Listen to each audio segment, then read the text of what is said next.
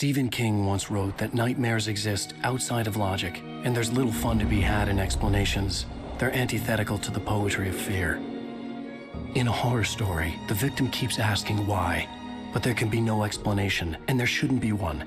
The unanswered mystery is what stays with us the longest, and it's what we'll remember in the end. My name is Alan Wake. I'm a writer.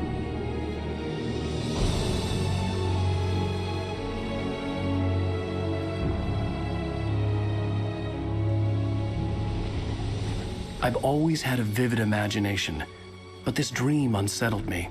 It was wild and dark and weird, even by my standards.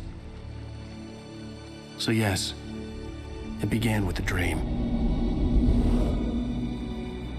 Following a typical nightmare pattern, I was late, desperately trying to reach my destination, a lighthouse. For some urgent reason, I couldn't remember. I'd been driving too fast down a coastal road to get there.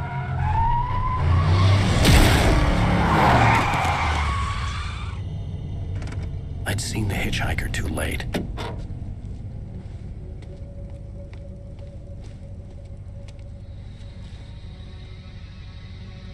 He was dead. I was convinced they'd put me in jail and I would never see Alice again.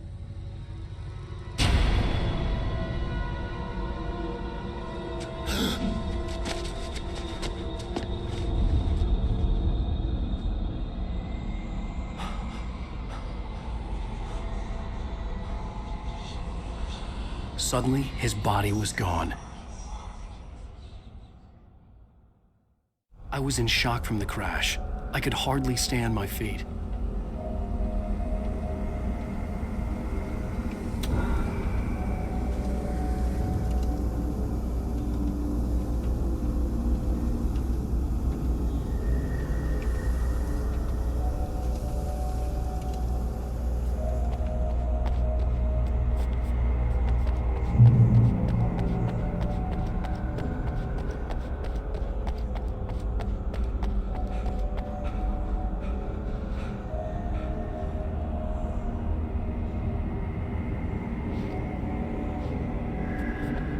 I had to go to the lighthouse. I knew there was something important waiting for me there.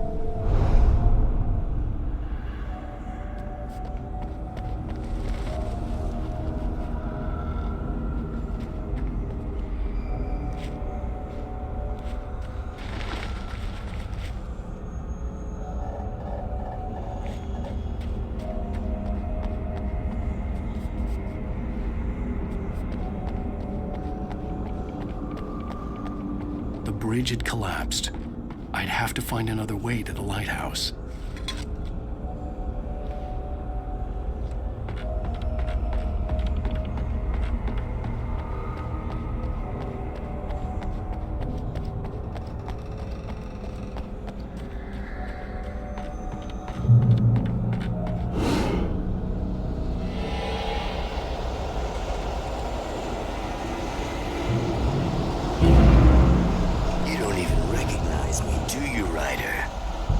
Think you're God? You think you can just make up stuff? Play with people's lives and kill them when you think it adds to the drama? You're in this story now, and I'll make you suffer. Single readable sentence in your books if it wasn't for your editor. You'll never publish another one of your shitty stories, 'cause I'm gonna kill you. It's not like your stories are any good. Not like they have any artistic merit. You're a lousy writer. Cheap thrills and pretentious shit. That's all you're good for. Just look at me. Look at your work.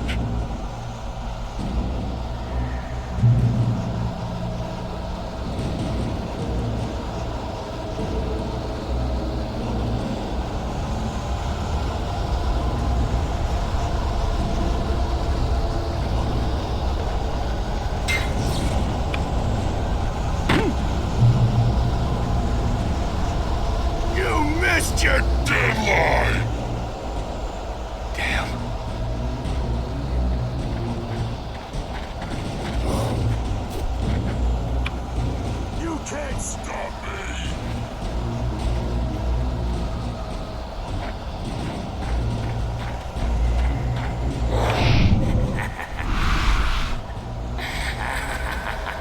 I realized that the hitchhiker was a character from the story I'd been working on.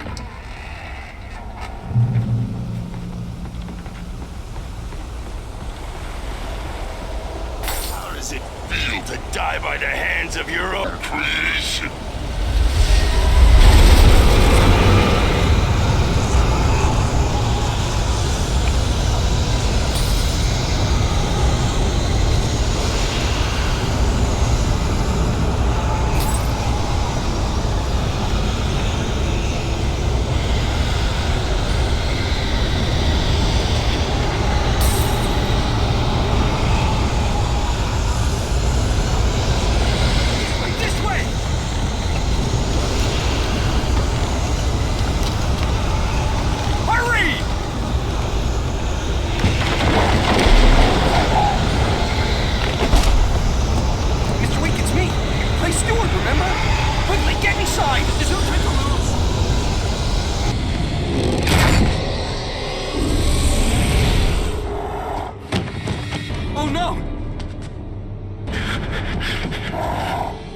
Stop!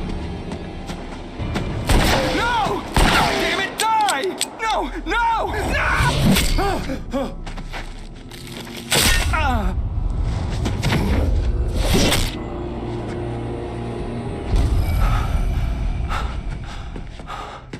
I was trapped. There was no way out.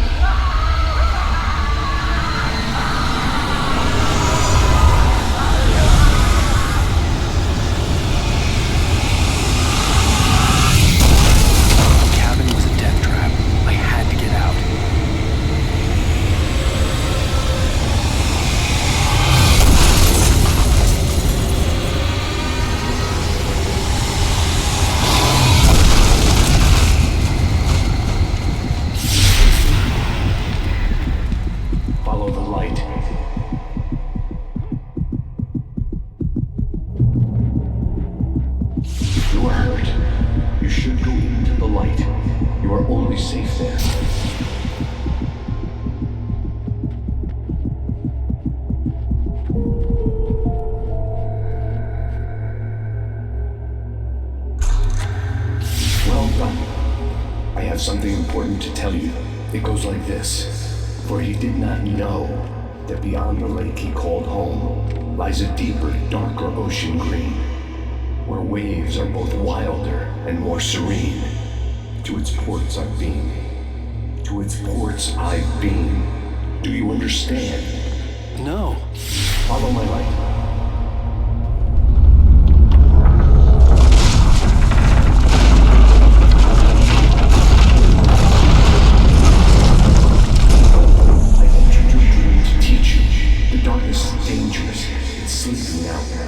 When it feels you coming, it will wake up. There's no time. I can only show you the most important thing. The hitchhiker has been taken over by the dark presence. You can't hurt him now. The darkness protects him from all harm. Only light can drive the darkness away and make him vulnerable again. Here, take the light.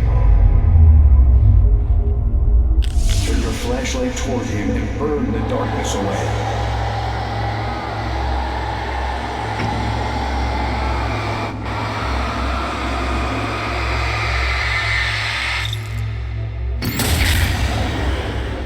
Did it.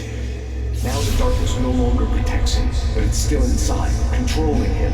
He can't be saved. He's still a threat. He is still your enemy. Here, take the gun. Now you'll die.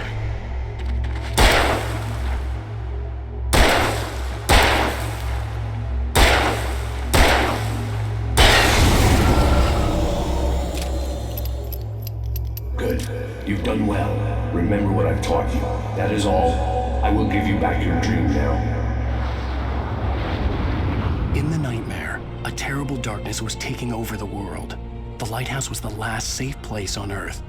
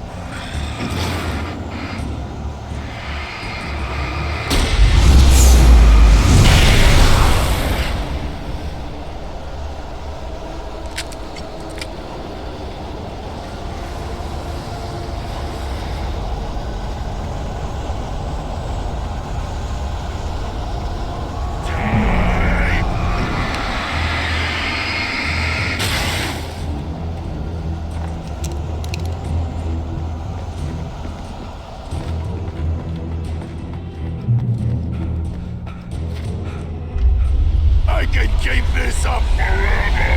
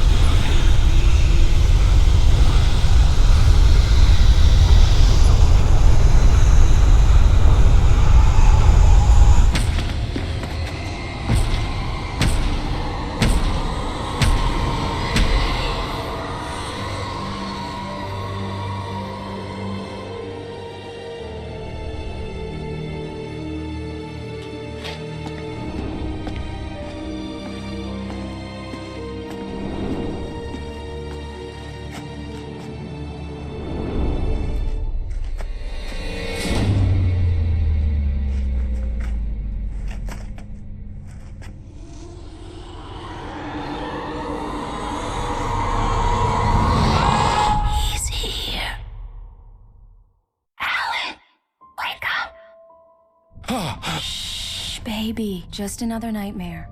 Everything's fine. You dozed off. Right. Anything more than dozed off would be news for everyone. Cheer up, handsome. We're here.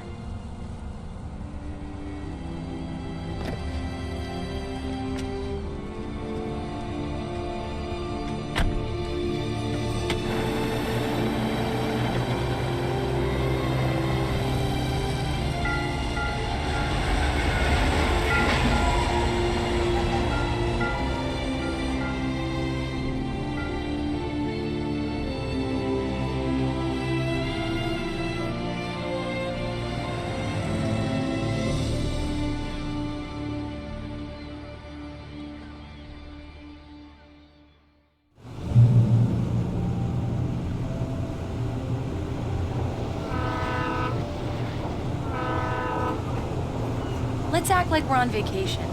Go stand next to that old gentleman there. I want a shot of you with the town in the background. Sure. I'll even give you a title for the shot. A city boy, moments before he got eaten by a bear. Damn, yuppies.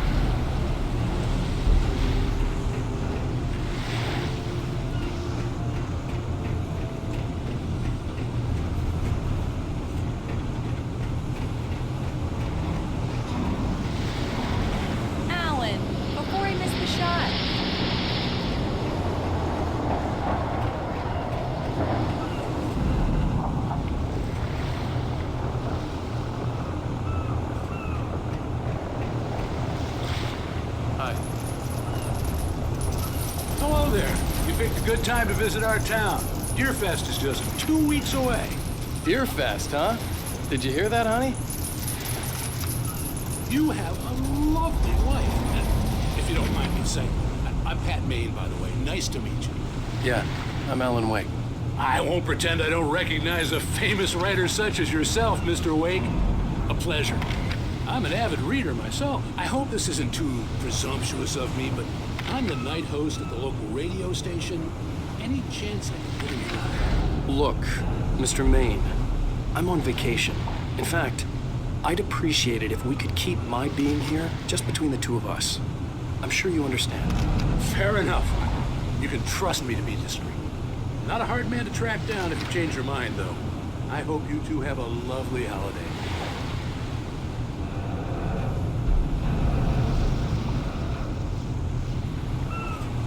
Very nice. I got a couple of really good ones. And I see you made a friend. That's cute. Right. Yeah? Hey, bestseller, how's my favorite writer? Are you there yet? Barry. Yeah, we just got it. Are the locals giving you trouble? Just say the word and I'll hop on a plane and come make sure that you're left alone, Al. No, Barry, we're fine. Great. Just want to make sure you can relax and recharge. So, how is the place? Has it got your creative juices flowing? Barry, we're just settling in. Okay, Al. I'll call back later to make sure you're doing okay. And you call me if there's a problem, okay? Okay. Just looking out for you, buddy. Talk to you later. I love you too, Barry. You know he's going to be calling you every 5 minutes. Barry is Barry. I can always turn off the phone. What did I tell you? Text message from Barry. He says hi to you too. Alan, we're here. Come on, let's get back to the car.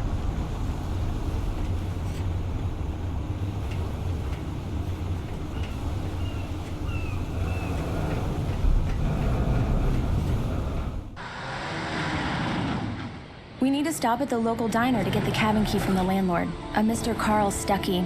He's waiting for us. I'll go fill her up while you get the key.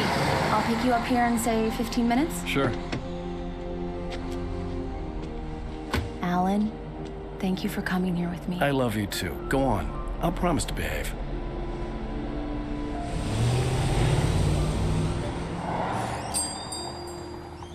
I'd forgotten there were still places like this. Towns where everybody knew everybody.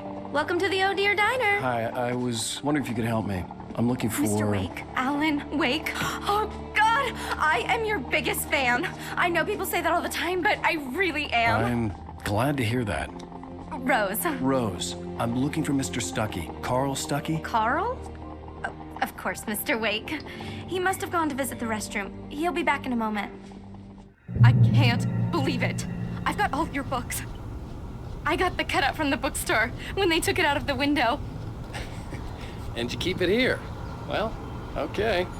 Good for you. Right. So much for a quiet vacation. Try the coffee. Just don't blame me when you fall in love, 'cause it'll break your heart when you have to leave. Rusty here is no longer human. Nothing but black coffee under a thin layer of skin. Yeah, that makes two of us.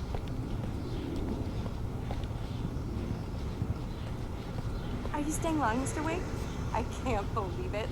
I'm having a Do me a conversation. favor, Sonny. I could really use a tune right now. Coconut, number 6 in the jukebox. I'd do it myself, but both of my legs have gone to sleep. Bad circulation. Yeah. Are you serious? Coconut again? You disgust me. Call yourself a rocker. Unbelievable. It does that. Get stuck. Yeah. You need to give it a good solid whack. Now that's what I'm talking about. Yes. This is it. I've died and gone to hell.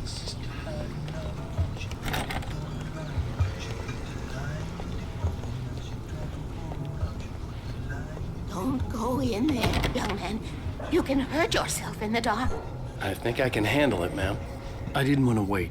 I wanted to find Stuckey, to get the key and get out as soon as possible. The waitress was giving me a headache. Overeager fans always did.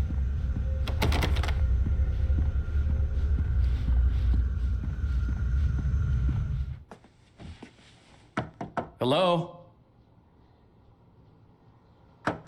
Mr. Stuckey? Carl couldn't make it. Unfortunately, he was taken ill. But I have the key for you and instructions on how to get to the lake. Okay. I wish you a good stay in my cabin. I'll come by later to check how you've settled in. And to meet your wife. I insist. Thanks.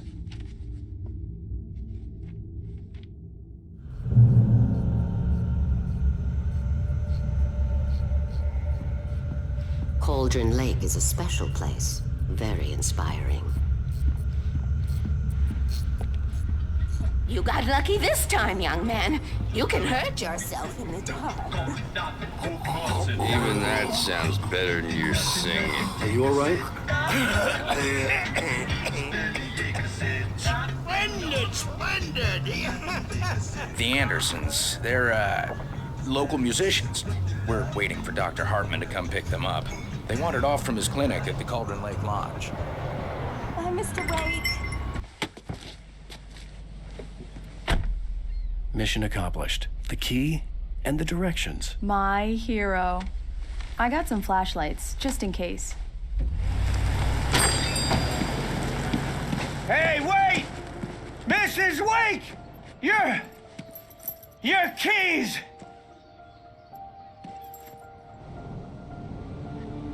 That diner was a real nut house.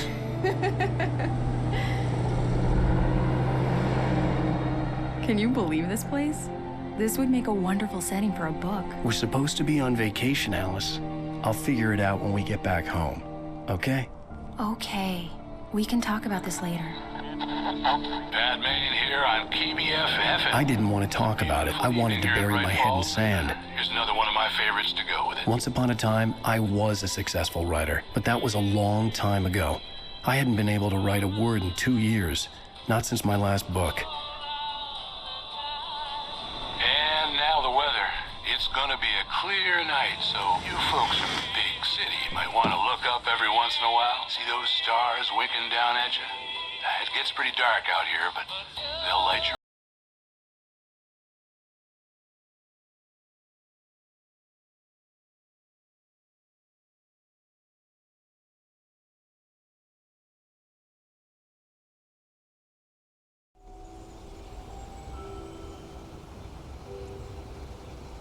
Wow.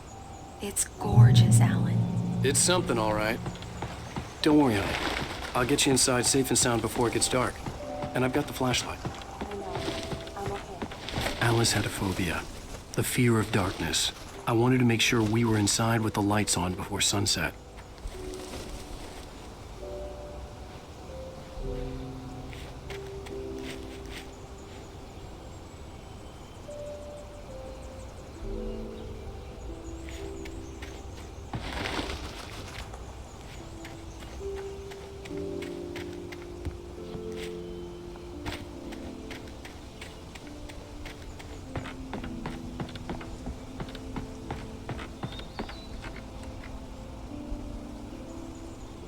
Here we go. Let's take a look inside. Come on. It's dark in there. We need lights. Can you figure out how to get the power on, honey? Sure thing. I'm on it.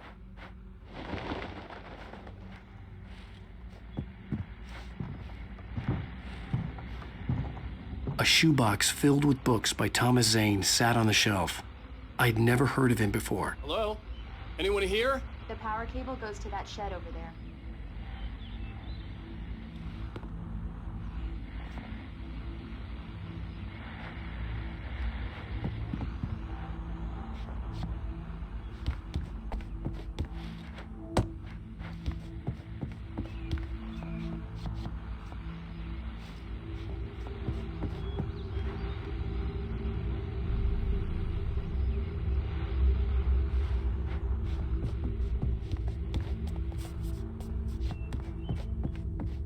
There's probably a fuse box or a generator in the shed.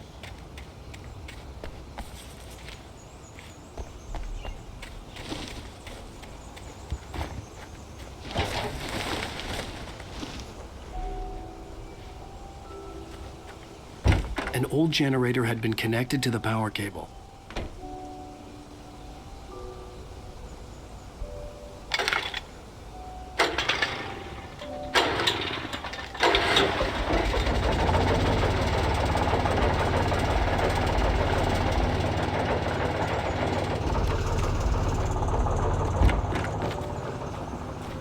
The lights are on! Good work, honey. I'll freshen up a bit and start settling in. Okay. I'll look around a bit. Sure thing! Have fun! The island. It was a beautiful place. I told myself I could rest here, sleep here, and forget about my work.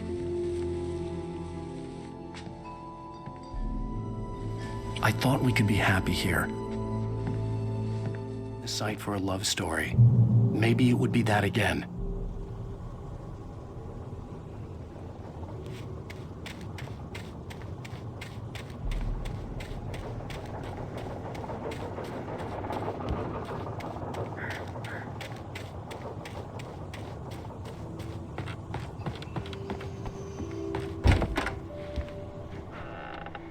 Alice?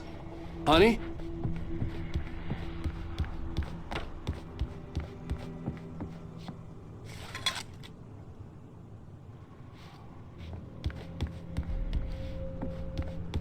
Alan, I'm upstairs. I have a surprise for you.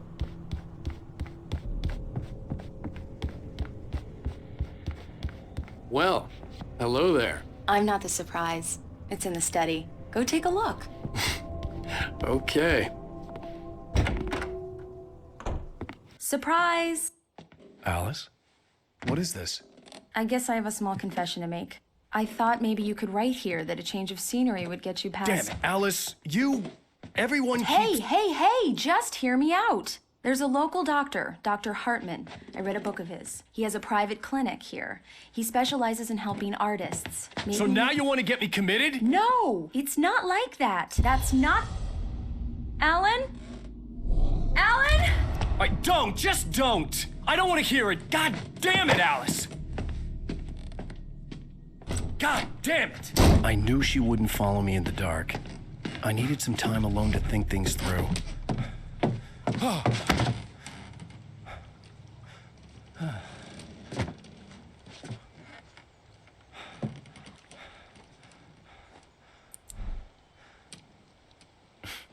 Damn it.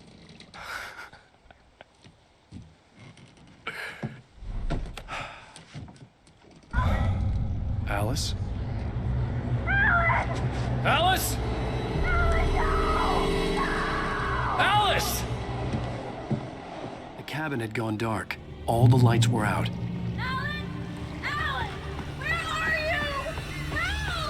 Alice, I'm coming! It's all right, I'm coming! What the hell?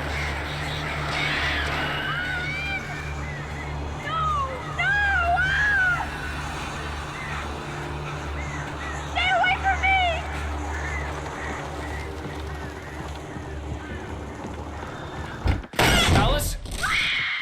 Alice?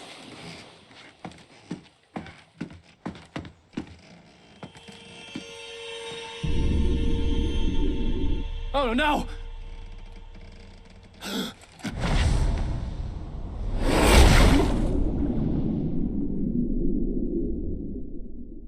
Keep going, Alan. Wake up.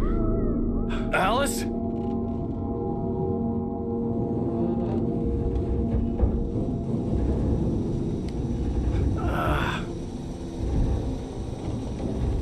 Waking up in the crashed car felt like I had woken from one nightmare and entered another. I couldn't remember how I got there. All I knew was that something terrible had happened to Alice. The phone was dead. I'd have to find help on foot.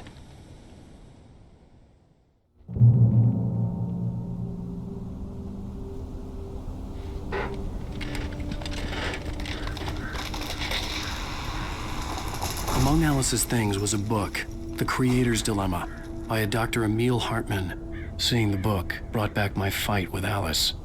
I didn't like it, and I didn't like the guy's smug face on the cover either.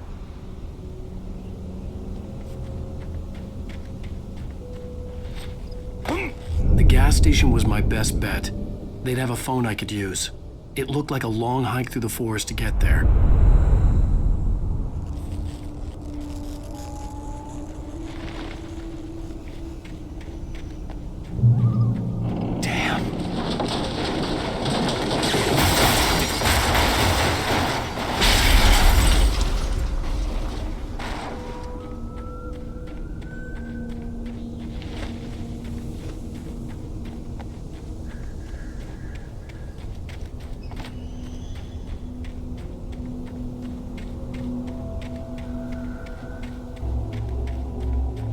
Hello?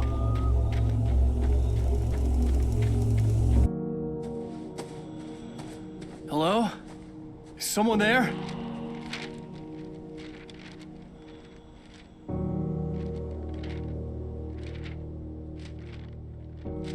The loose sheets of paper were pages from a manuscript entitled Departure. That was the name I planned to use for the next novel I had never gotten started. I was named the author. I hadn't written it. I couldn't remember writing it. In the scene on the page, the hero was attacked by an axe murderer in the woods at night.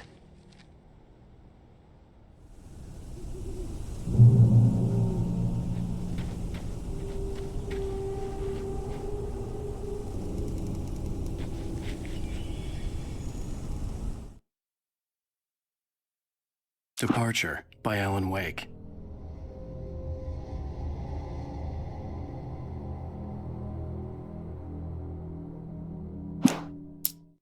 The man turned to face me. His face was covered in shadows. It was hard to make him out in the darkness of the forest that surrounded us, but the axe he lifted was plain to see. It glistened with the blood of his victim. He grinned madly. The shadows were alive, distorting his features. It was a scene from a nightmare, but I was awake.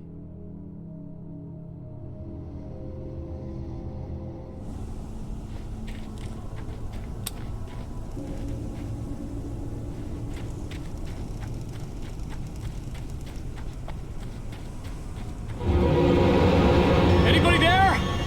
Please, I've been in an accident.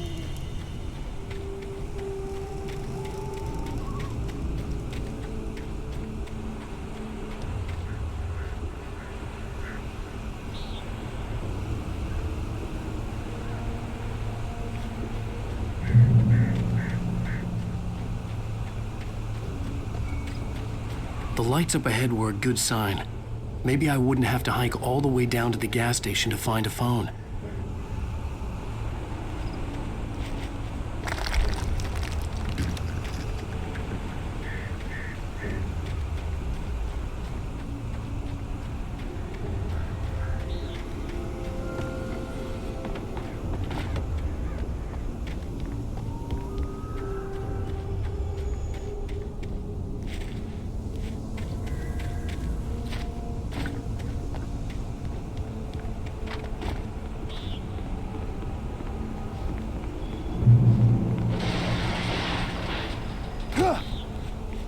Anybody there? Please, I've been in an accident. Hey! Hey, you! Phil! There's been an accident. I need help. Listen, I need to... Premium cabins for rent in Nightfall. Oh, hell. Carl Stuckey. Pleased to meet you. Non-refundable reservation deposit required. Fair and square. Fair and square.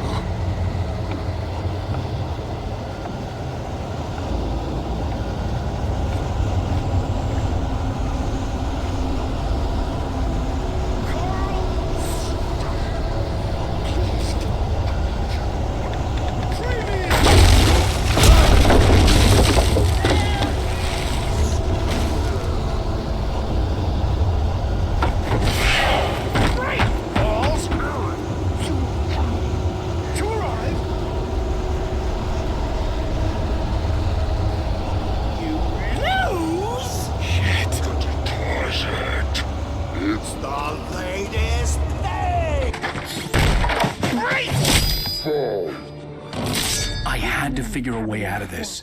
Any second now, and Stuckey would be knocking on the door with his axe like Nicholson in The Shining.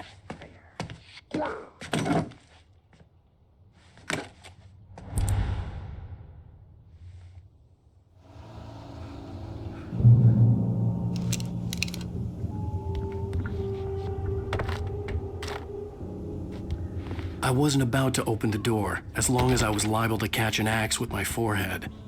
During your trying, it's the latest thing. Incontestably Yes! proven. Let you Bright Falls Sheriff Station. How may I... Hello? Hello? see the sights and keep those cholesterol levels. The spirit.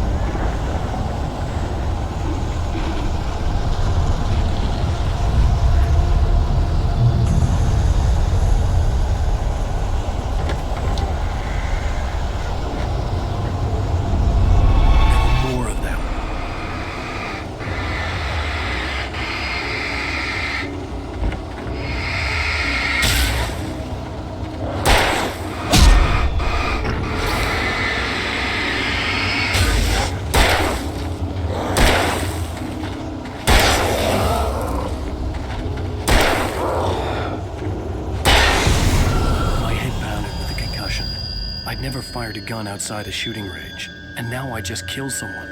Or something. There were no bodies. They just disappeared. If I was dreaming, it felt real enough to make me sick.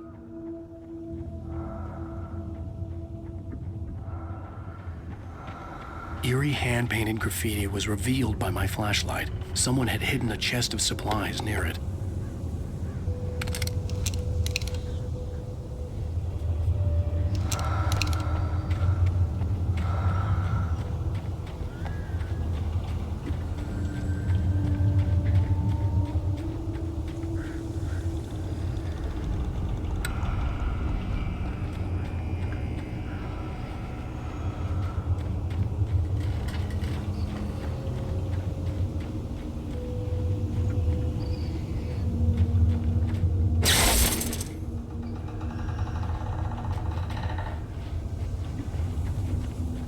The dark forest was the last place I wanted to go, but I had no choice. I had to get to the gas station. It's rabbit season!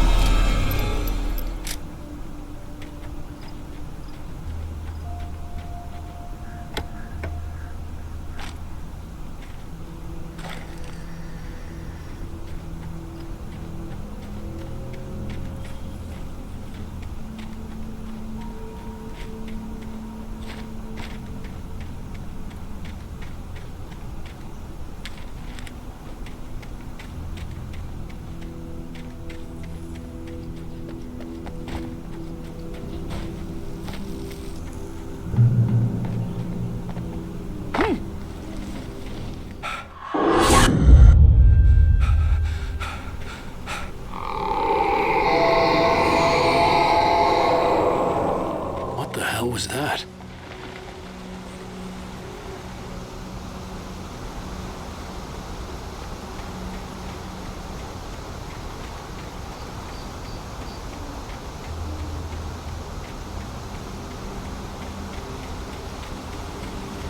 When I saw the river below, something uncoiled itself inside my head.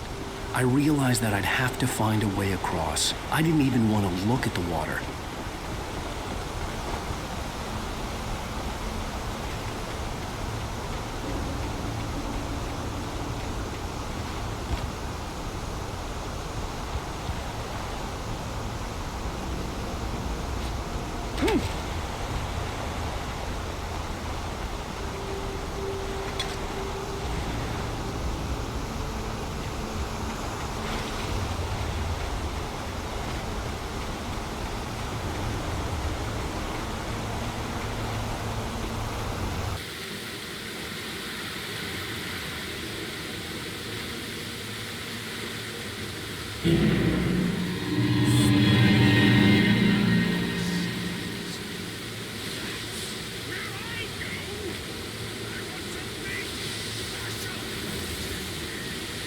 Stucky was still out there, in the dark, stalking me.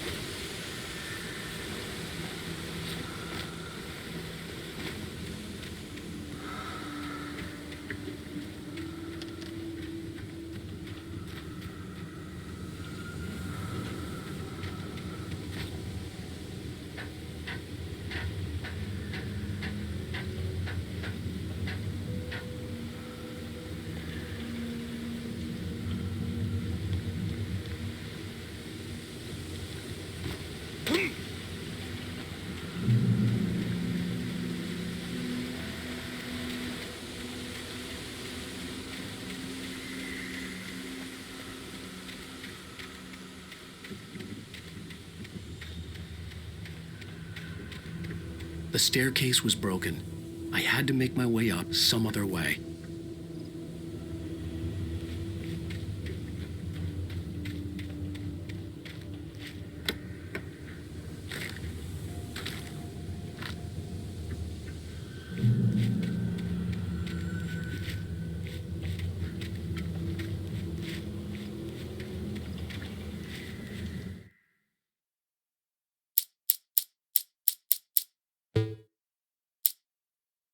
The Taken stood before me. It was impossible to focus on it, as if it stood in a blind spot caused by a brain tumor and eye disease.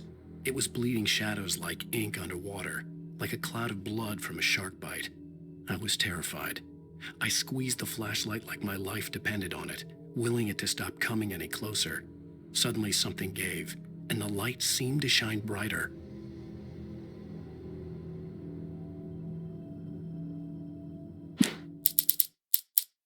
Rose knew she had been gushing, but right now she didn't care. As far as she was concerned, her brief meeting with Alan Wake was literally the high point of her life. She watched as he got in the car with his wife. She was pretty, confident, at ease with Wake. Not like Rose. They were perfect for each other. She'd have given anything to be called their friend. Barry Wheeler was bouncing off the walls. He jumped on a plane after his calls were ignored by both Al and Alice for several days. It could mean that they were both on a second honeymoon, but Barry didn't buy it. Al had been way too unstable for that, not sleeping, messed up.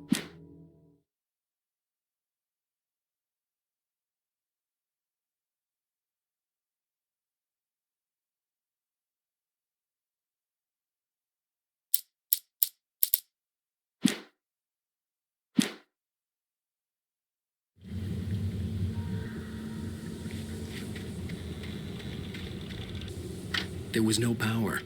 There was bound to be a generator somewhere at the logging site.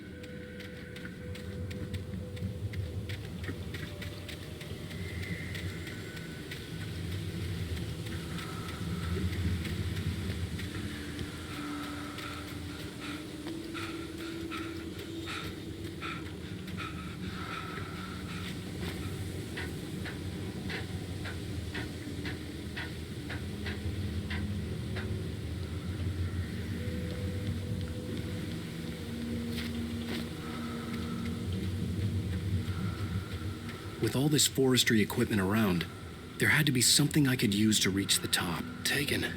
They're taken.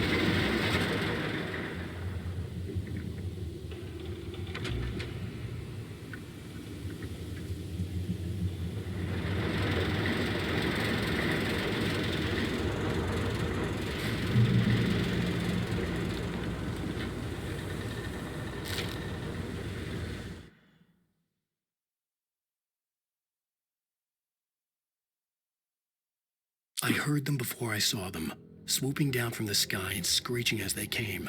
I spun around just as the cloud was upon me. For an instant, I stared into 100 dead eyes, black pearls glittering in the darkness.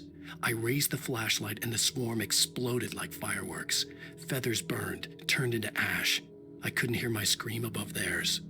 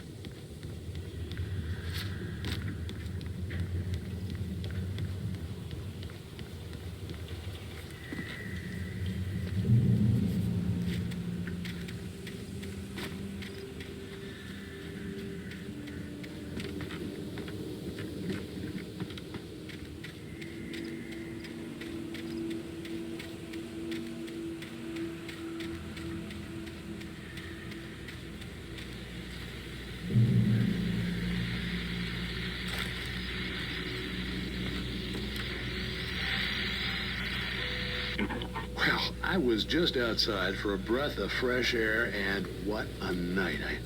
I know most of you are probably in your beds by now, but if you're still up and around, take a moment. Step outside for a spell and breathe in deep. The weather is absolutely still. The sky is crystal clear. It's like the forest is quietly breathing along with you. As you listeners know, I'm a night owl, and it's on nights like this I wish I wasn't cooped up in the studio.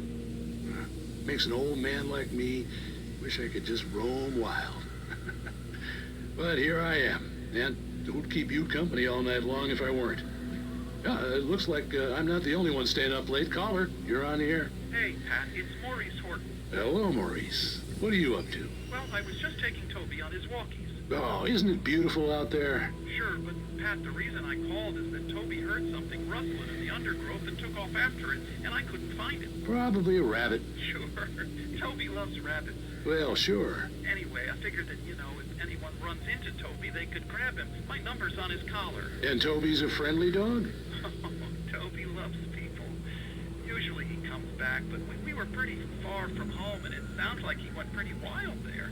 Great dog, but he's just too dumb for his own good. Well, Maurice, it's out there now. Hope Toby comes home soon. Yeah, thanks, Pat. You have a good night now.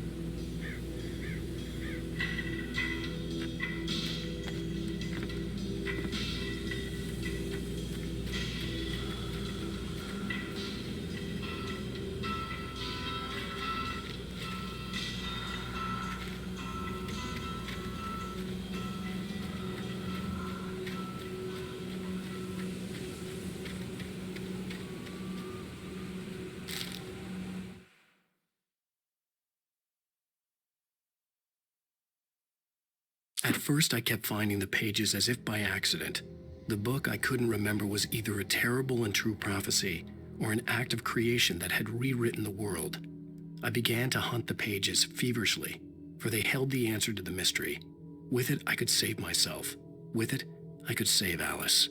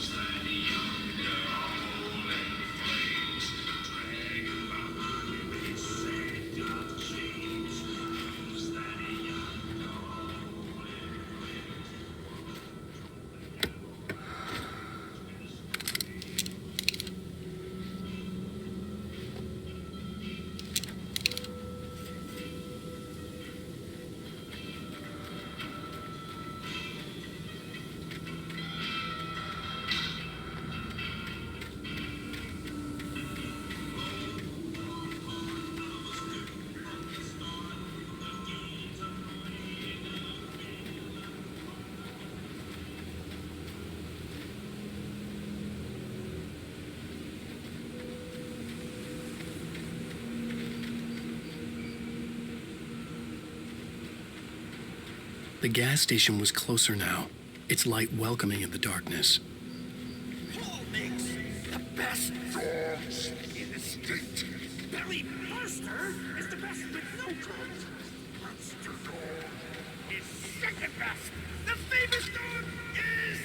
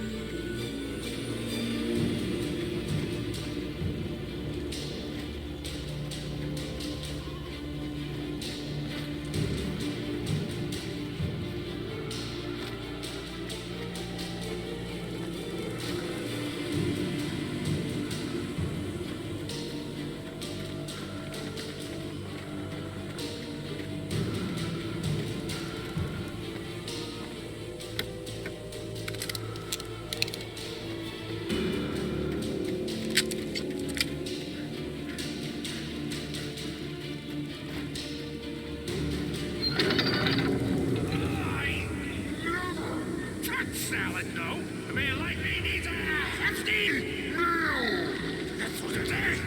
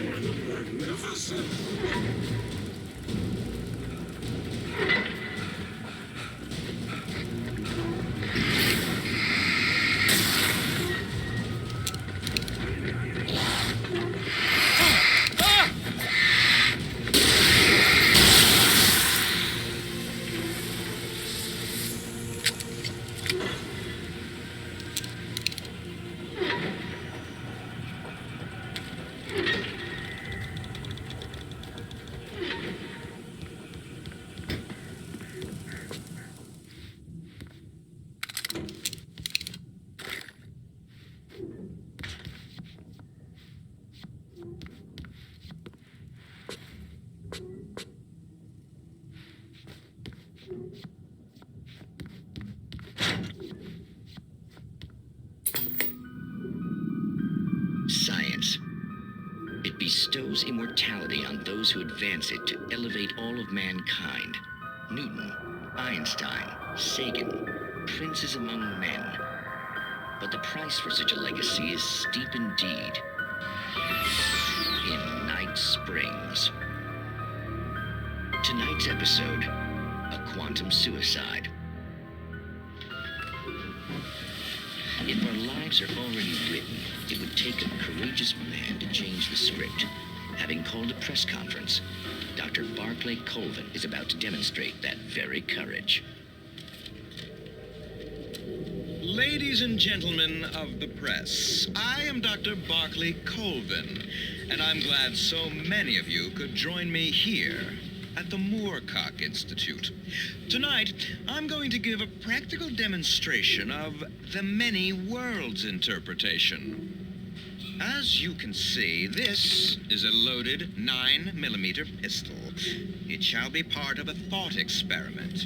And now, a real experiment, known as a quantum suicide. Did he say suicide? Is that a real gun? He's kidding, right? Please, stay calm. There is no risk. Observe what occurs when I place the weapon against my own forehead. Now, you might think this round is merely a dud. Not so. Observe the flower pot. And yet, I myself cannot be harmed with this gun. With each pull of the trigger, two new realities branch off. One in which the weapon didn't fire, and one where it did. With my machine here, I have ensured that this reality is always the former. I have bestowed upon myself quantum immortality.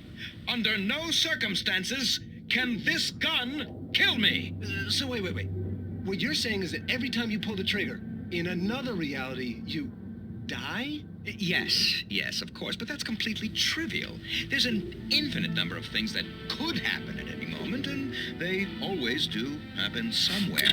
The point is, this one thing did not happen here. You're insane, Colvin. Insane? Insane? Hey, was this thing supposed to be plugged in? I stumbled on it. You fools! Gaze upon quantum immortality.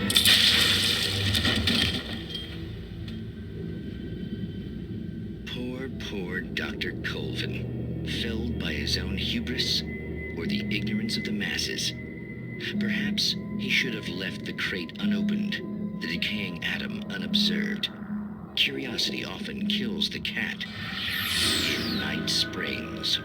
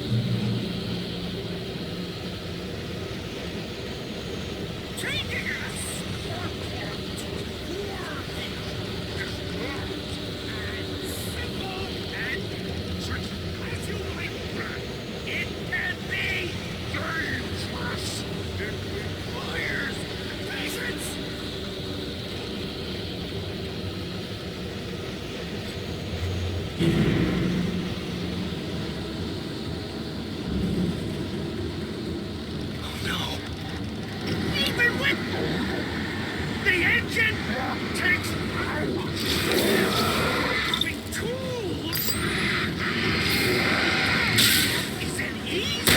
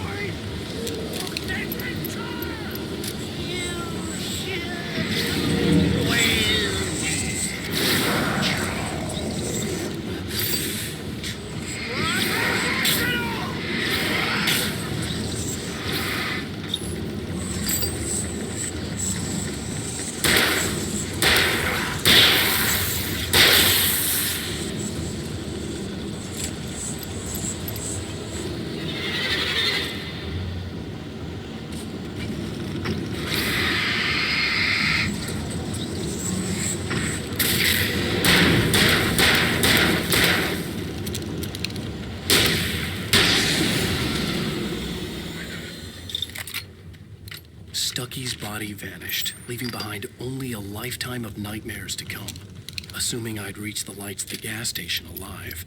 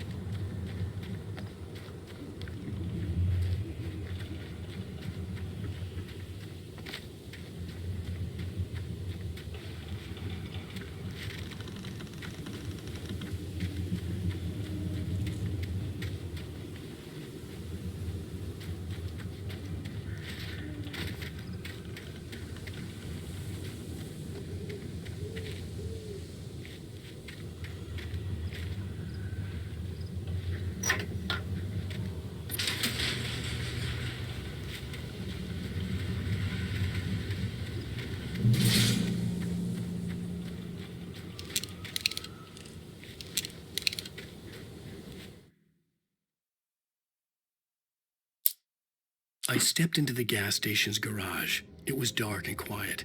The place was a mess. It looked like someone trashed the place or that there'd been some kind of fight. Light spilled into the room through an open door at the back, and I made my way toward it. Without any warning, I was blinded by a bright light. An old portable TV on the shelf had come alive by itself. Impossibly, I could see myself on the screen, talking like a madman. "The cabin on Cauldron Lake?" she asked. The sheriff looked at me suspiciously. The early morning light flooded through the office windows. I would probably never have gotten out of the woods alive without her help, but I couldn't tell her the truth of what I'd faced the previous night. She'd think I was lying or crazy. She'd lock me up, and she wouldn't help me find Alice.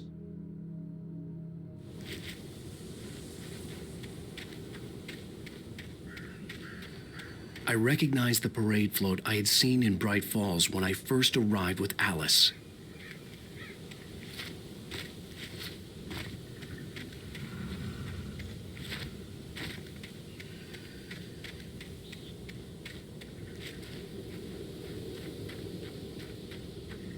After the insanity I had just experienced in the darkness, the lights of the gas station felt comforting. At least for a moment, the sane world reasserted itself.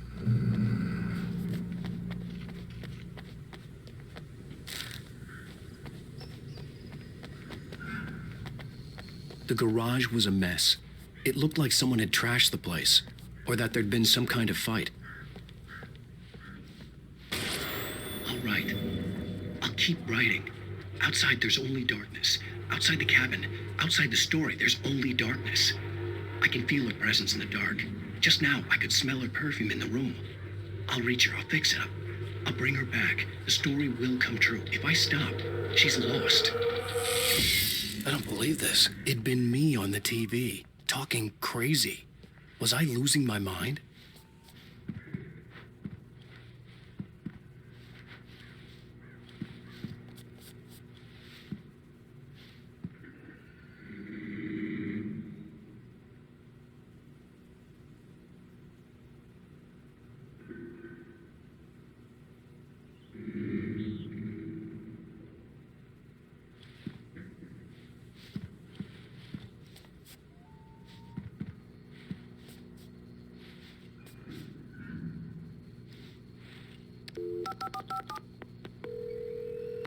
Bright Falls Sheriff Station.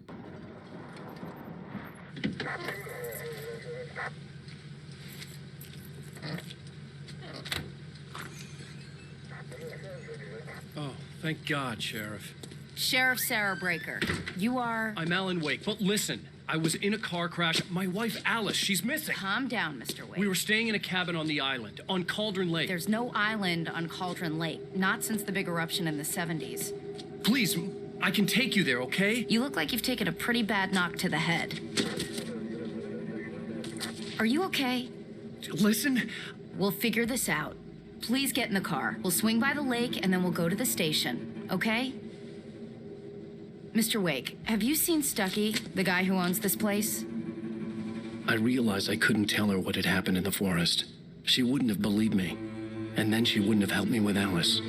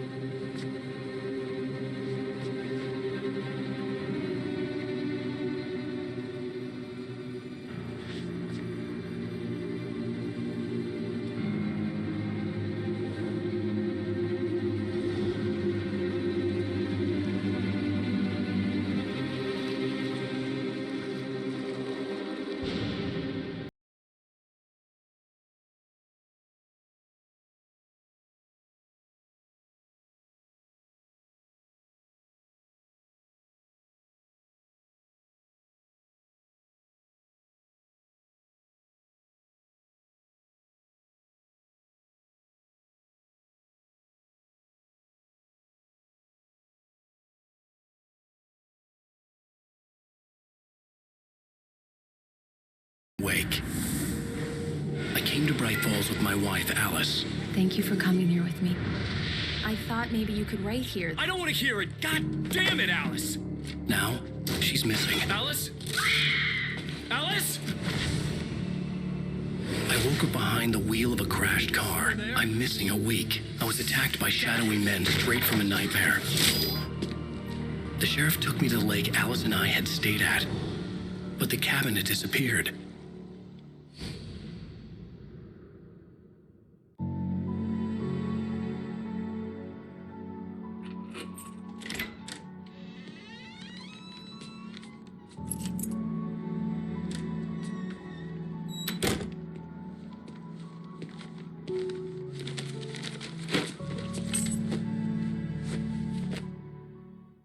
Honey, I'm home. Back here, sweetie. How was it? Worst weather I've ever seen. You should put some coffee on. It'll warm you up.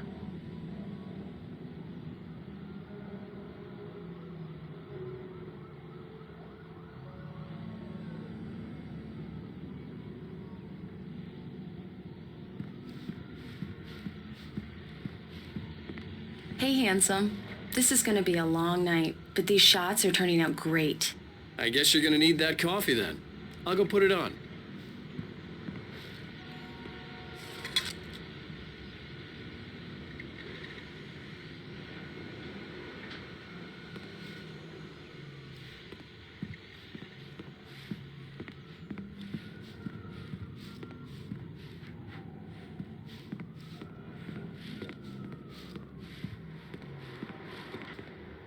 Coffee's on. Great, thanks. I'll need it if I'm gonna finish this by tomorrow.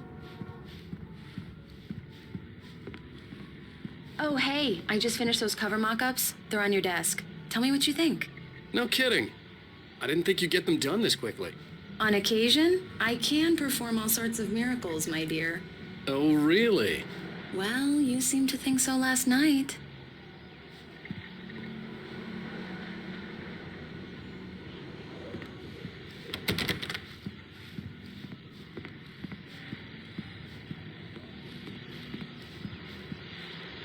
These look really good. Oh, sure, until Barry gets his hands on them. Which, by the way, will happen over my dead body. The last time was the last time. Oh, and speaking of Barry, he called. Alan! Alan! Please check the fuse box! I'm right here. I'm on it, honey. Please hurry!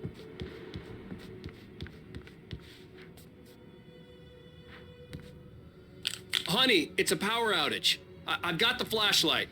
Okay. Hi. You okay? I'm sorry. It just really spooked me. Don't worry. We'll just break out the candles.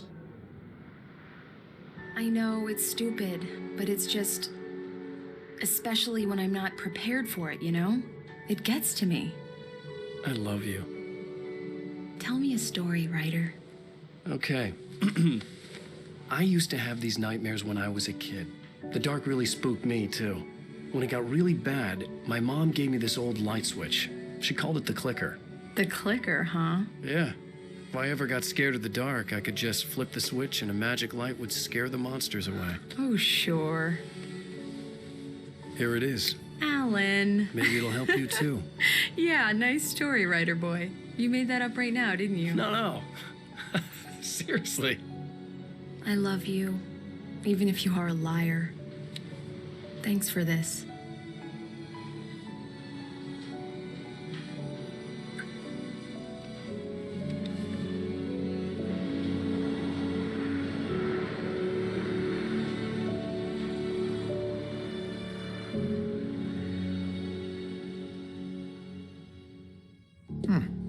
How do you feel, Mr. Wake? Any nausea, disorientation, anything like that? Mr. Wake, how are you feeling? I'm okay. My head's fine.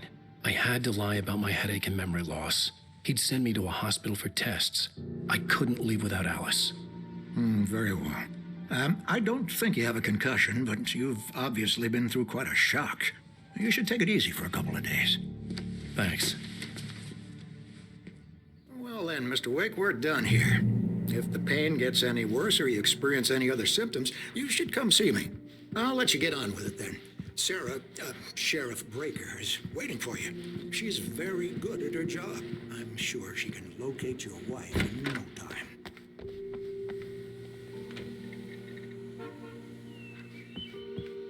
Thank you for testing the lights, Miss Weaver.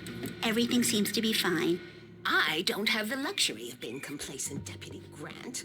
The bulbs will need changing soon. You can't change them in the dark. I'll be sure to take care of it, Miss Weaver. Have a nice day now. Very good. I'll come back later on to remind you, just in case. Come in, Mr. Wake. Your phone's on the desk. The battery was dead. It's charged now. Have you started looking for my wife yet? My men are already on it. Now, can you tell me what happened? I'm not sure. I can't remember. We were arguing. I walked out of the cabin. The cabin on Cauldron Lake? How did you end up at Stucky's gas station? I wanted to tell her what had happened last night, but I couldn't. She'd locked me up. Excuse me. I need to take this. Hello? Alan, please help me. Alice? Stop talking to the law. You'll do exactly what I say if you ever want to see your wife again. Who is this? Go to the back lot. There's a hole in the fence on the left. Look inside the junker. I left a little something there to convince you we're all on the same page here.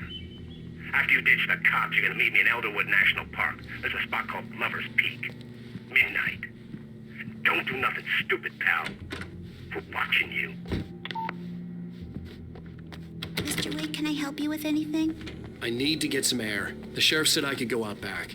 Of course, Mr. Wake. Hey, You can mister! get there through the cell Hey, can you corridor. turn the light? The light's on! The deputies, they don't understand.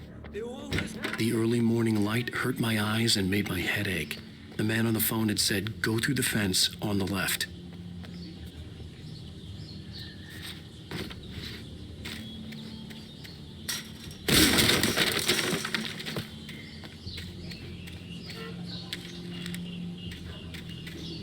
Alice's driver's license had been placed on the front seat. The caller meant business. Barry? Ow! Ow! Thank God! Where the hell have you been? I've been trying to reach you for a week. You and Alice. Oh, I've been worried sick. I flew out yesterday. I'm here in Bright Falls. Barry, listen to me. I'm at the sheriff's station. Come and get me. I can't talk now. Al, what the hell is going on? I had to get the sheriff to let me go.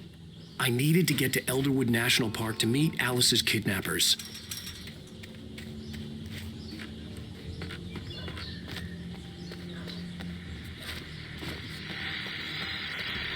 Well, folks, it's been another long night, and it's about time for you to sign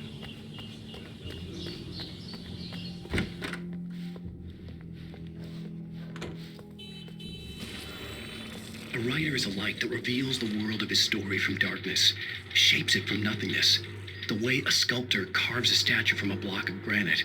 If I stop, the world I'm making dies. Darkness will reclaim it. It's a long, hard journey into the dark. Alice's life is at stake, but I can't think about that, or I'll lose it. The dread lingers at the edge of perception. I'll push on. Anything is possible here. I'll write the story. I'll save her. Marvelous, Sarah. I just wanted to settle all the damage the Anderson brothers might have inadvertently caused. Are you feeling any better, Mr. Wake? I'd like to leave. Am I free to go? Well, we still need to talk about... Am I under arrest? No, of course not. But I need to know where you'll be staying so I can get in touch with you. I'd avoid the motel. The Majestic is known for its roaches. The cabins at Elderwood are pretty nice, though. That sounds perfect. I'm Dr. Emil Hartman. I'd like to invite you to stay at Cauldron Lake Lodge. Did you talk to my wife? I had the pleasure of discussing your situation with her on several occasions. Did you set something up with her? I invited her here. My clinic is a place where... Oh, hey! Oh, my! Take it easy. Hey, nobody move. Get your hands off of my client. Who are you? I'm Barry Wheeler, his agent. If you have business with Mr. Wake, you talk to me. You yokels won't know what hit you once I sick my lawyers on your asses. No harm done, Sarah. I'm all right. I don't want to press charges. Mr. Wake, my offer still stands. Get me out of here. What the hell was that about, Al? We don't need a replay of that thing with the paparazzi. I thought they were gonna lock you up. I had to talk to someone. I told Barry everything. He thought I was certifiable, but when he heard about the manuscript, I had him. The fact that I'd written something, even if I couldn't remember it, was enough for him. He smelled money. And he believed that Alice had been kidnapped. Anything beyond that was another story. I had a midnight appointment with the kidnapper in a place called Lover's Peak, somewhere in Elderwood National Park. The plan was to rent a cabin. I don't like it, Al. I don't like any of it. It's not good. In fact, it's the absolute opposite of good. Mr. Wake! Barry, you found him. Hi, Rose. Oh, wow. I was just thinking about you, too. Great. I was just bringing Rusty some coffee. He's on the balcony, looking after Max. Poor thing. I really need to go. Great to see you again, Mr. Wake. Later! Who's Max? What an airhead. Jeez, Mr. Takes a Swing at everybody. This is not her fault. She's a very nice girl and, wait here. importantly, a fan. Easy there, boy. I'm almost done. Hey, Rusty, right? You rent cabins. Oh, Mr. Wake. I'd shake your hand, but mine are kind of full here. Actually, I'm sorry about this. Would you mind grabbing the registration form from the desk? It's just across from Bucktooth Charlie. Okay, sure.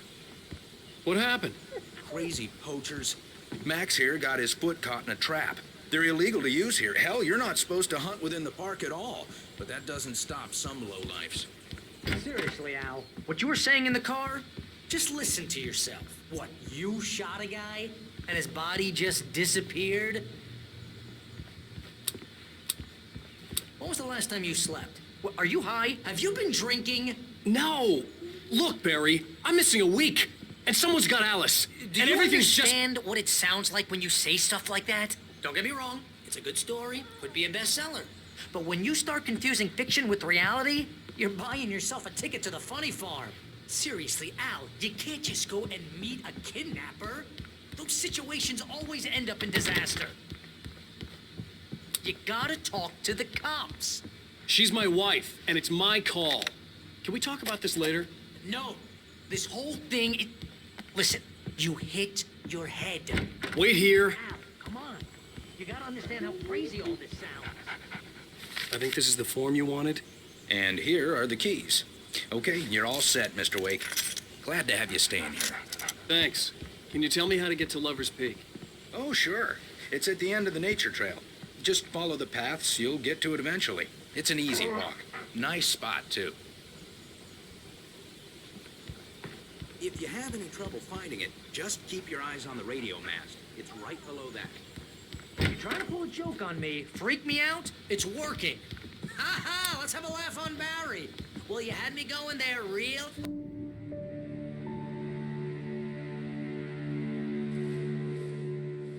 That's just crazy talk, Al. Al? Al? We should go to the sheriff or call the FBI. Damn it, Barry, they'll kill her! This is not a goddamn debate, Barry.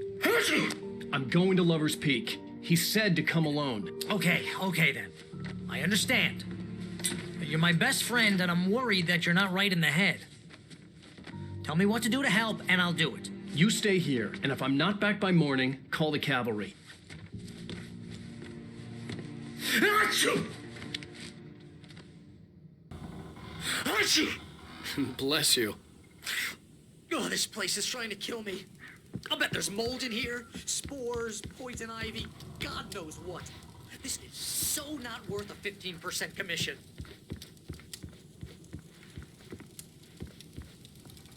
Real funny, Al. Real funny. Ha ha! Thank you. Just sit here in the dark till you come back. I'll wait here, Al. I'll hold down the fort. I'll be with you in spirit every step of the way, Al. Lock the door now. Barry had the keys to the car he rented. Wasn't a long walk to the visitor center, and it wouldn't be any use to me in the forest. I knew I should have gone to the cops. This wasn't the smartest thing I'd ever done, but I was still angry with Barry for trying to talk me out of it. These people had called me right in the sheriff's station. The cops wouldn't scare them, and they had Alice.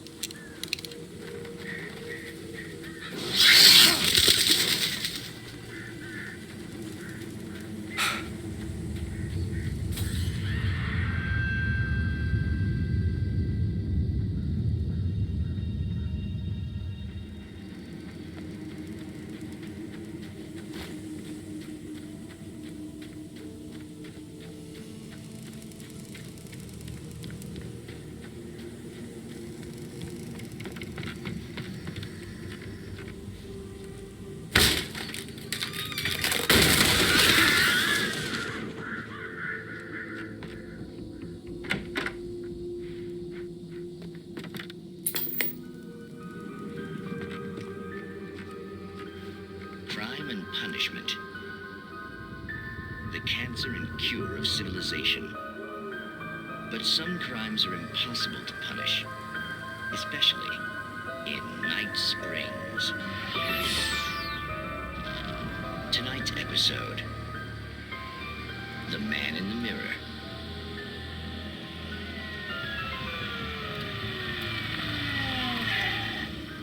He's inside, Agent. He's a weird one.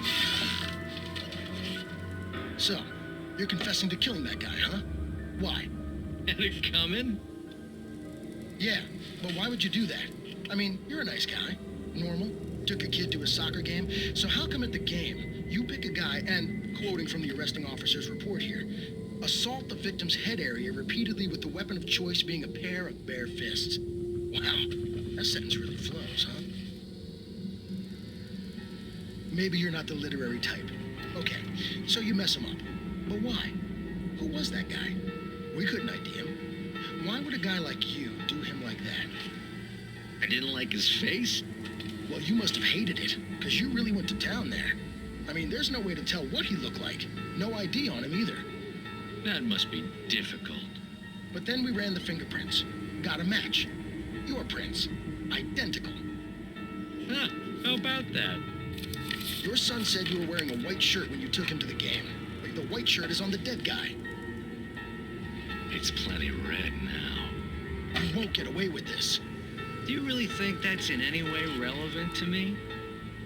I had plenty of time to talk to my boy before the cops arrived, you know? He won't stop screaming, am I right? really think he's ever gonna be okay? I left my mark. Believe me. You bastard. What? You gonna shoot me? What's the point? I'm going to prison. You got me. I don't understand any of this. And you never will. Don't worry. Maybe you'll see me again, Agent. Maybe in the mirror.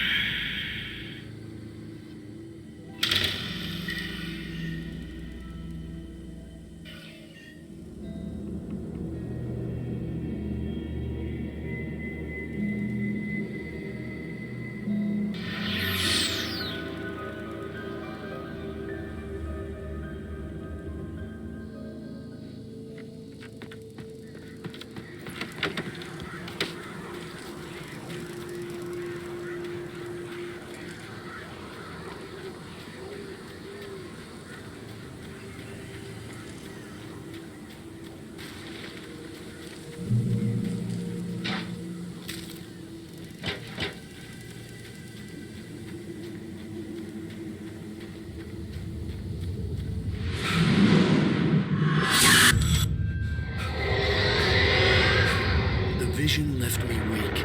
This was no head injury.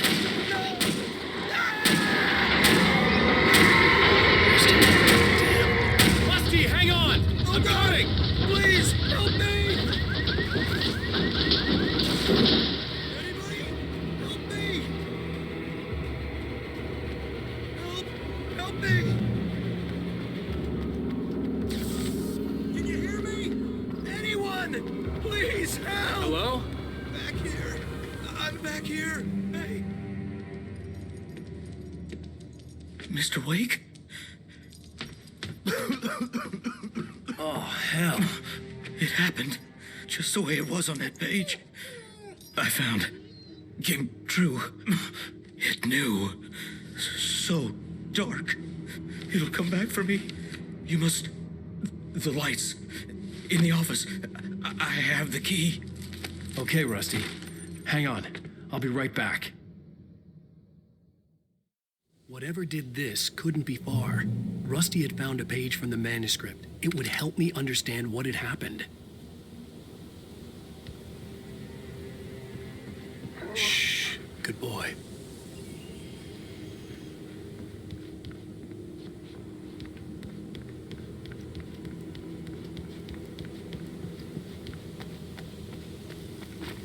The only way to make sure that Rusty was safe was to get the power running and the lights back on.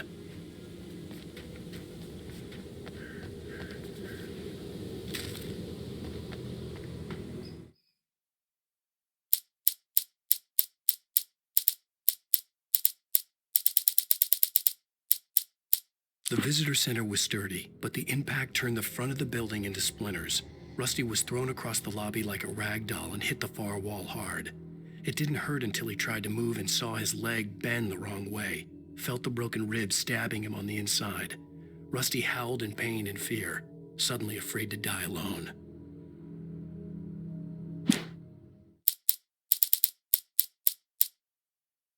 Rose knew that Rusty was in love with her, and she liked him too. She liked him a lot. He taught her to dance, and life had certainly taught her the value of a man who was gentle. He treated her well, made her smile, made her feel good.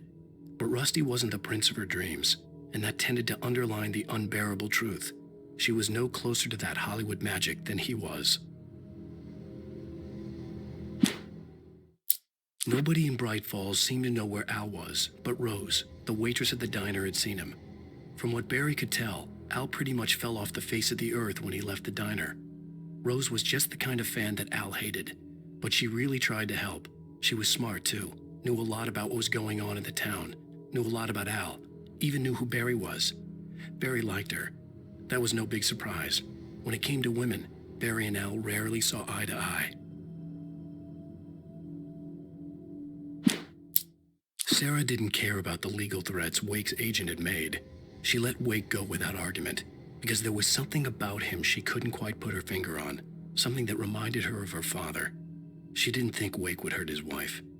Then she thought about the way he waded into Hartman, that hair-trigger rage flaring up without warning. The logging site was a mess. The modular office had been pushed off the cliff. Deputy Thornton climbed up from the wreckage excited, breathing hard from the exertion. Nobody there. It's weird. Don't you think that's weird? Bored, Mulligan let out a mighty snort. Hell, it's always weird, Thornton. Just a question of sorting out what kind of weird it is this time around. Shadows stirred and the wind picked up as I ran through the forest. I felt the dark presence turning its gaze toward me. Then the moonlight was blotted out by dark shadows that raced violently across the ground, moving too swiftly to be natural. Darkness gathered between the trees and melted again to reveal the Taken. No natural path had brought them here.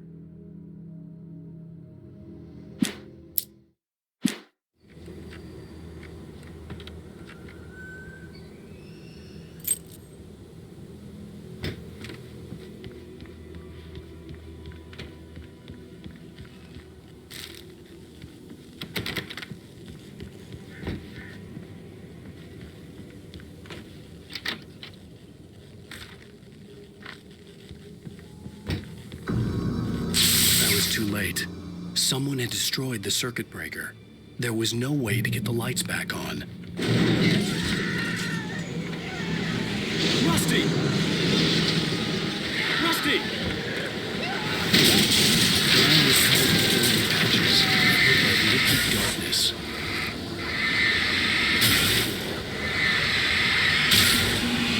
I just need hunting licenses.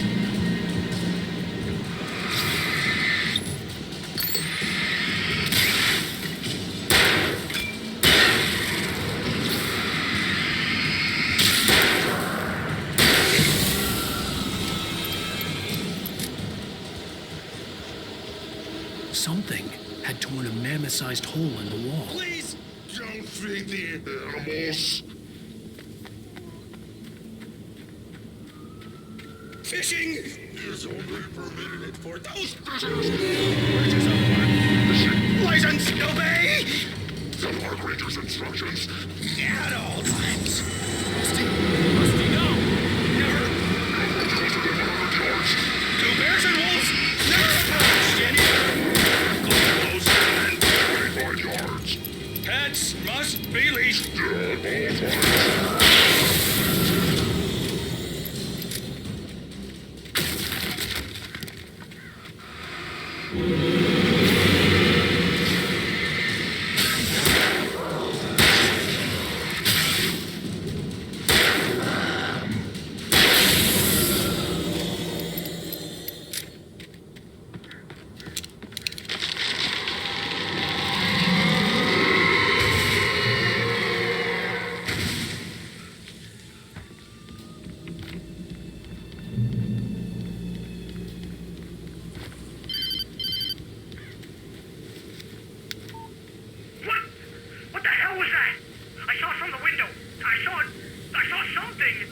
Forget about it, Barry. It's just me going crazy.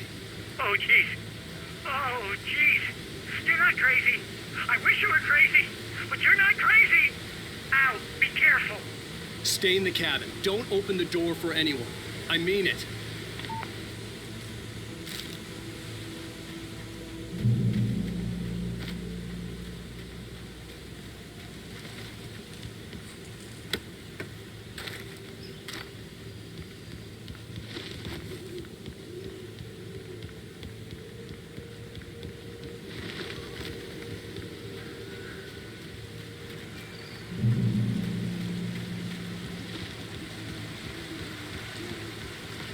Lover's Peak was at the far end of the nature trail.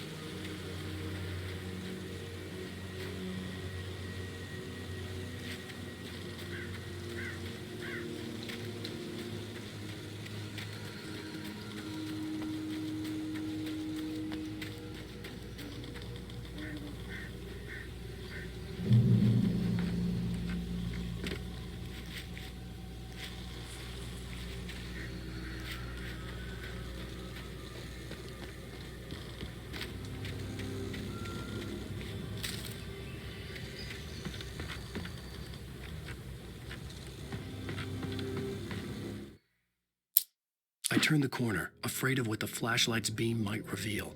Suddenly, a roughly painted symbol of a torch glowed in the light. Behind it, hidden by a rock, sat a battered metal trunk. It was here for a reason, packed with supplies, batteries, flares, ammo, things you need to make it through the darkness of the night. Something left behind by someone who knew what I knew, and more.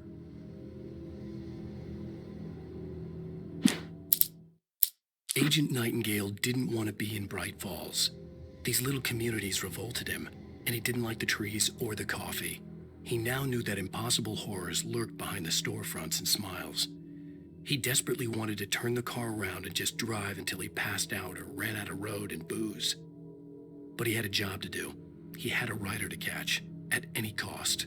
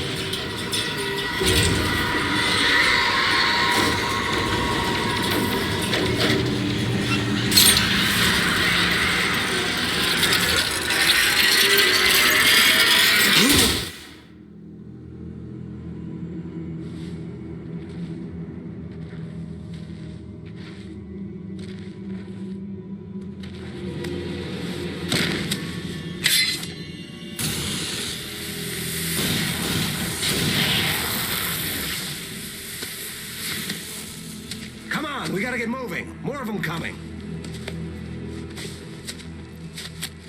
That flashlight's kid stuff.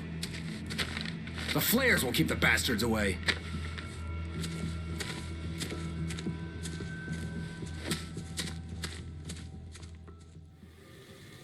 You can see them too? Hell, of course I see them. Come on, we gotta move. Why? Because that's the way the story goes. Yeah, but... Let's move! I lost my gun back there. Oh, I've got a gun. Just keep that light steady on him. It took a moment, but then I recognized him. He'd been on the ferry when I first arrived here with Alice. He knew my name.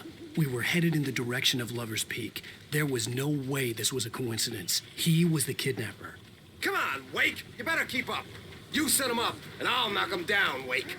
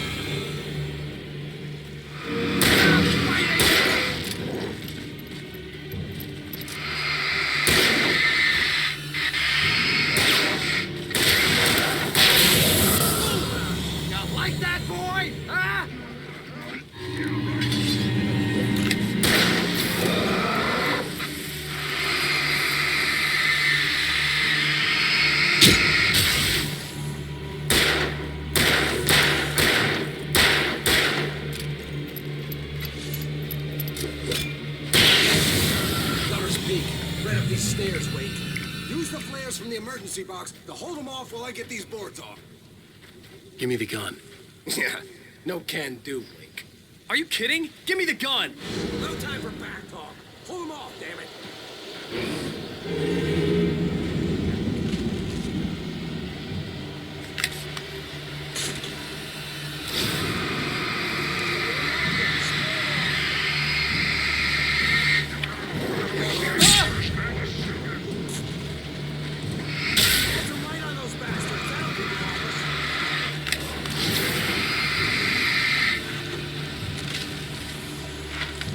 Just a little longer. I almost got it. Okay, it's open. Move it or lose it.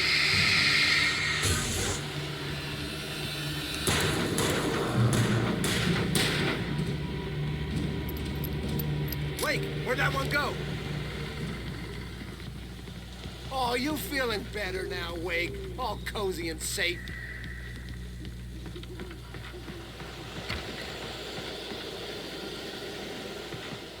Better get ready. They'll be on us soon.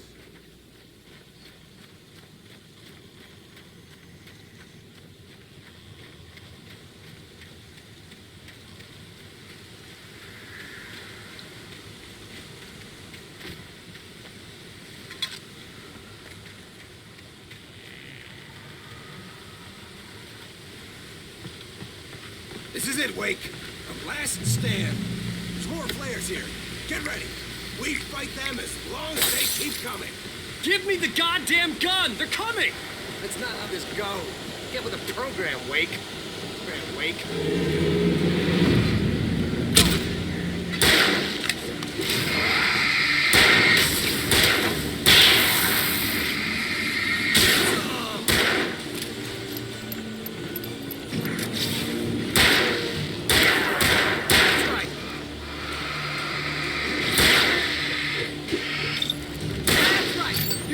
Keep coming.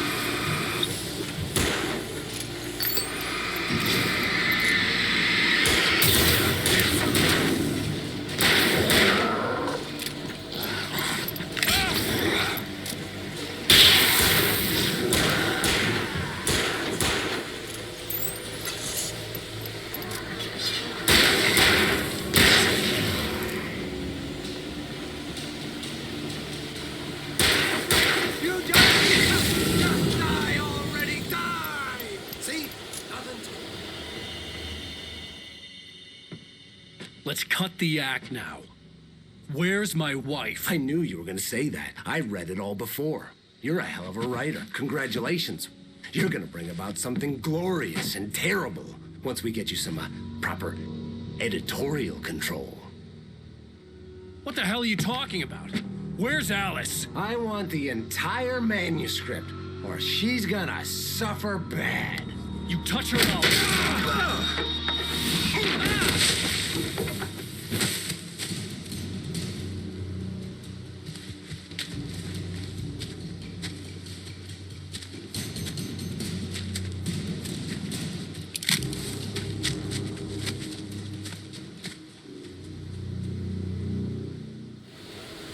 You're gonna give me the manuscript or you'll be sorry. No! Come back here! I swear I'll kill you if you hurt Alice! Do you hear me? Come back here! He had Alice, and he wanted the manuscript because he thought it held some magical power. But I had no manuscript to give him. I had to get back to Barry and figure out my next move.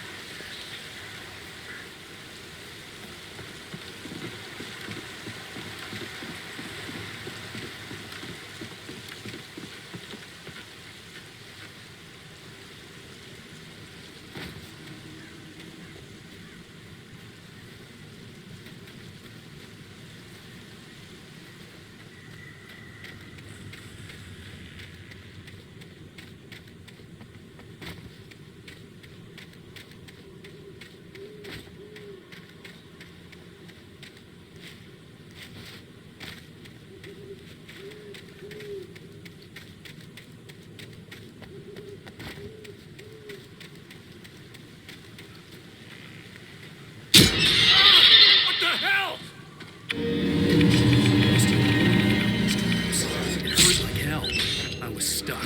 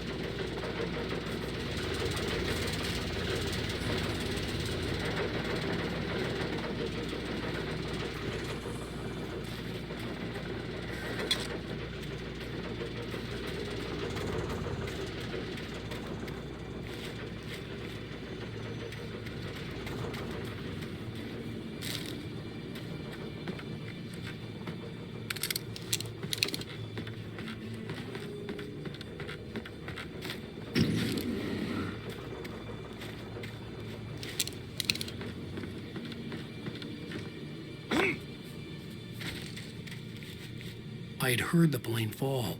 It made no sense. It was clear that it had just fallen here, but it was very old and obviously hadn't flown in decades. Looking at it sent a shiver down my spine.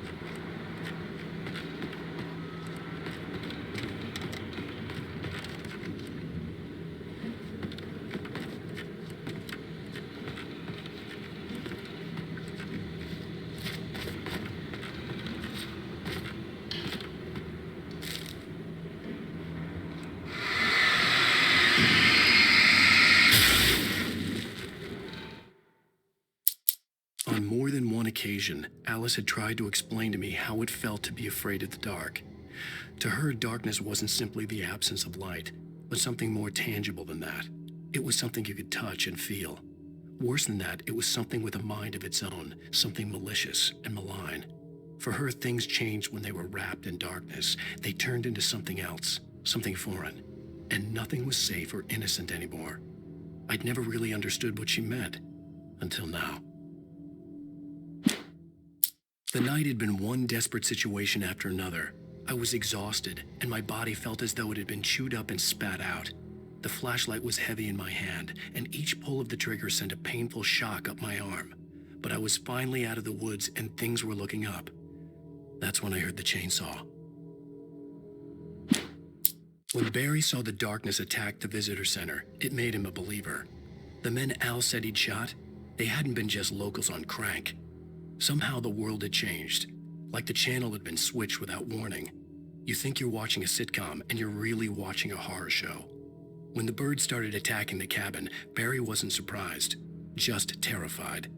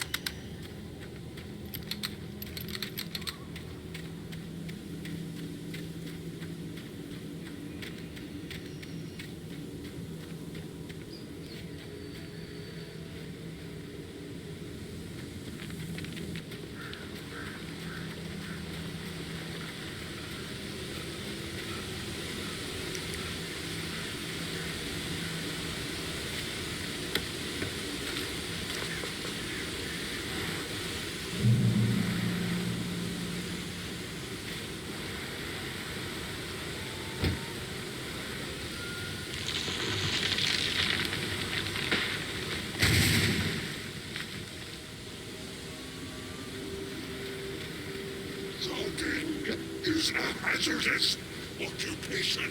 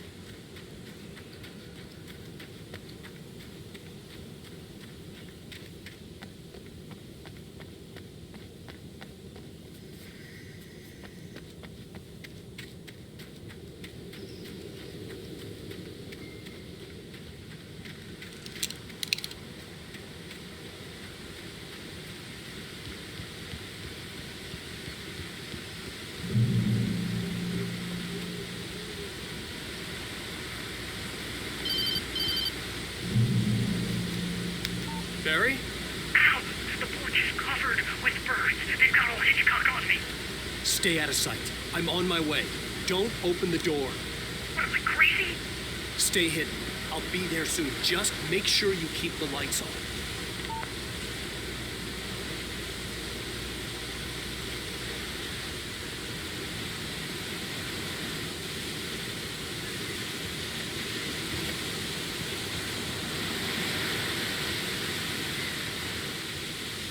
I still had to reach Barry at the cabin, but at least I was out of the woods.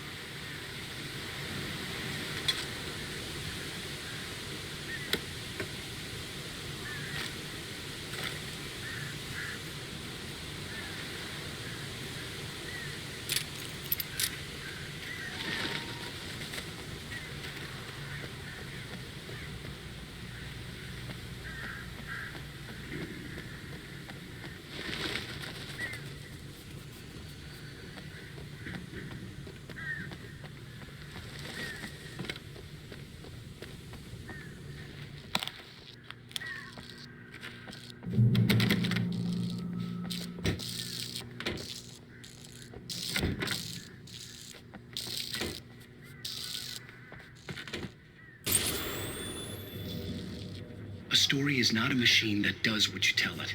A story is a beast with a life of its own. You can create it, shape it, but as the story grows, it starts wanting things of its own. Change one thing and you set off a chain reaction of events that spreads through the whole thing. The characters have to be true to themselves. The events need to follow a logic that fits the story. A single flaw and the magic is gone. The story dies. Alice dies.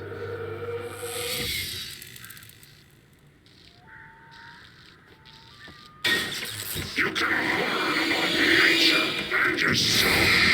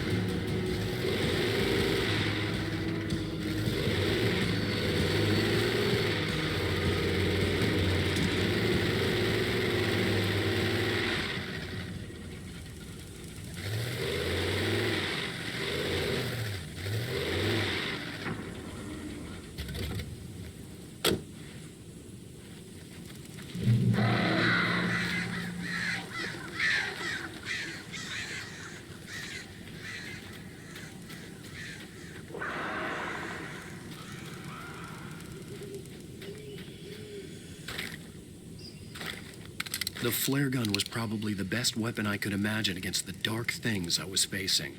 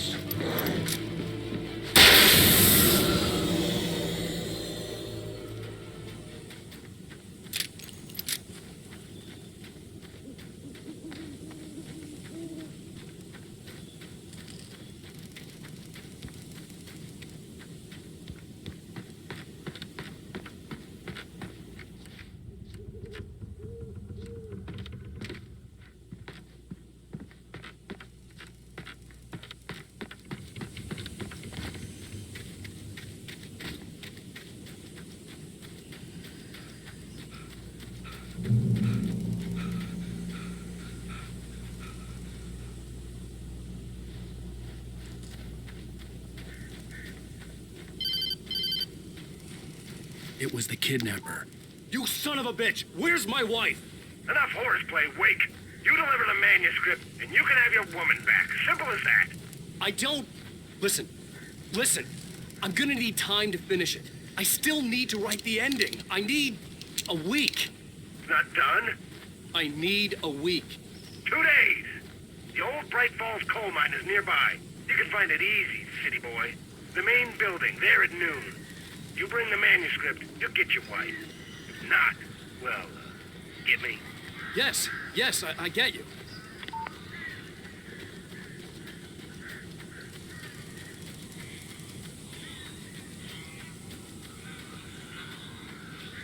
Barry had talked about birds over the phone.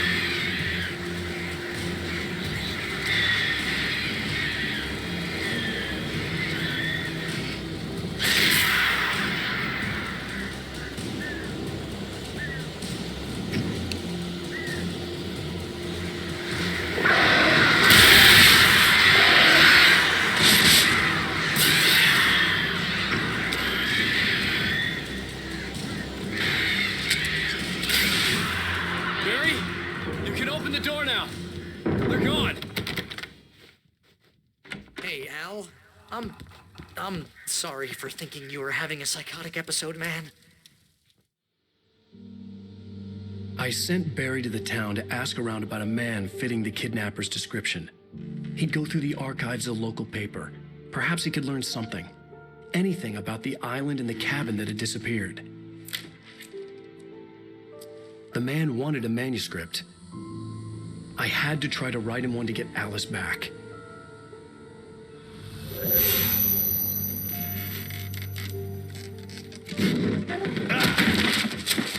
For me, the supernatural had always been nothing but a metaphor for the human psyche, a tool to use in writing fiction. Now, it was happening for real, and I couldn't put a single word on paper.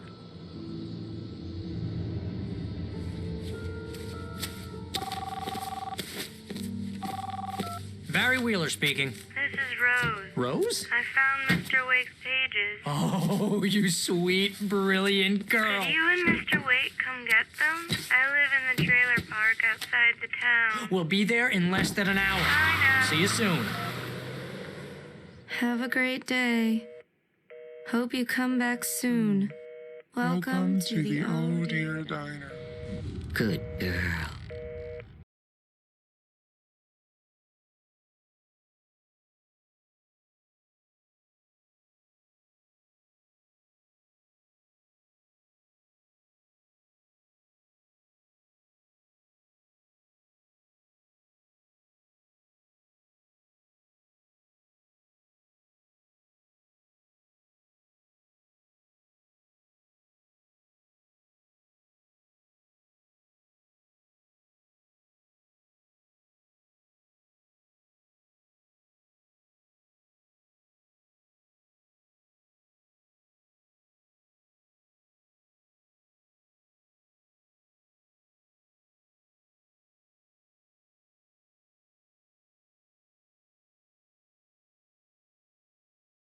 On Alan Wake.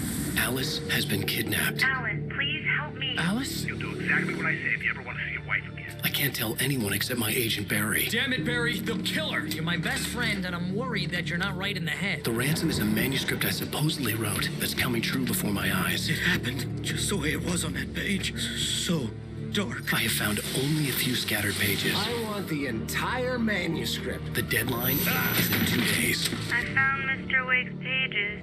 Good girl. How the hell did she get her hands on the manuscript anyway? I don't know. She's resourceful. I told you you were too hard on her. Listen, I found out all sorts of interesting stuff while I was digging around. Yeah. Mr. Wake, it's Sheriff Breaker. We have an FBI agent here, Agent Nightingale. FBI?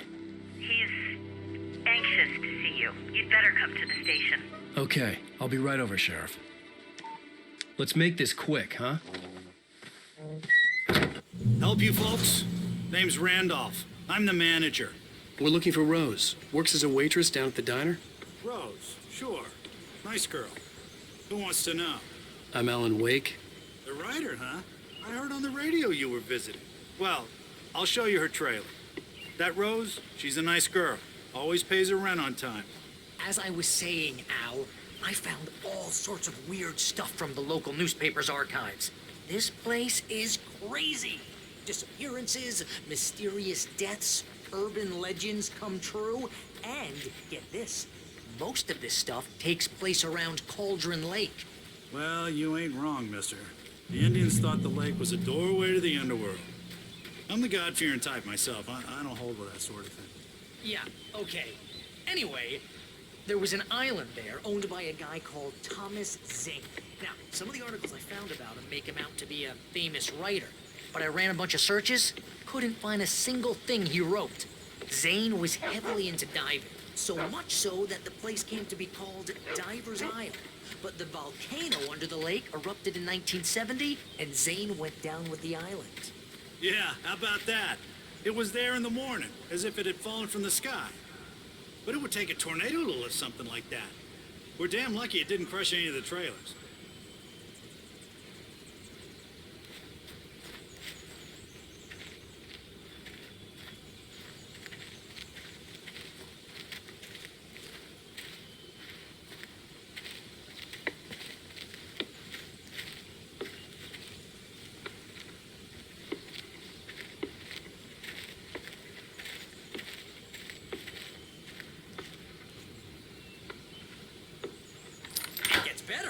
A local girl, Barbara Jagger, drowned in Cauldron Lake just a week earlier. They were lovers. Sure, Jagger's a local spook store. The Scratching Hag comes for you in the dark. Childish stuff like that. Anyway, Al, I'm just getting to the best part. All of the articles about this stuff were written by Cynthia Weaver. I asked around, and she's that crazy bag lady you met. What, the lamp lady? She can be a little loopy, but she's not homeless or anything. Yeah, anyway, she knew both Jagger and Zane before they both died, and she had some kind of a breakdown.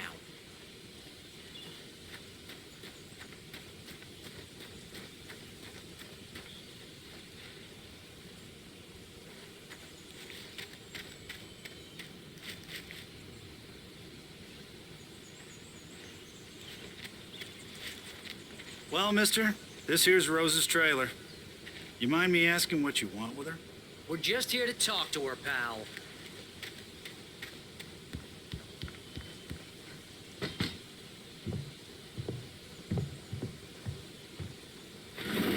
Welcome to... Oh dear, Mr. Wake. I'm so glad you're here. Rose, you have my manuscript? Oh. Oh, yes. Yes. Please, come in. Hey, this is really good. Rose, Yes, My manuscript. I really need it. I understand. I know what you need. A muse to inspire you. Oh, for Barry. She doesn't have anything. Yeah, hey, Al? Al, what's... Oh... Barry! What? What?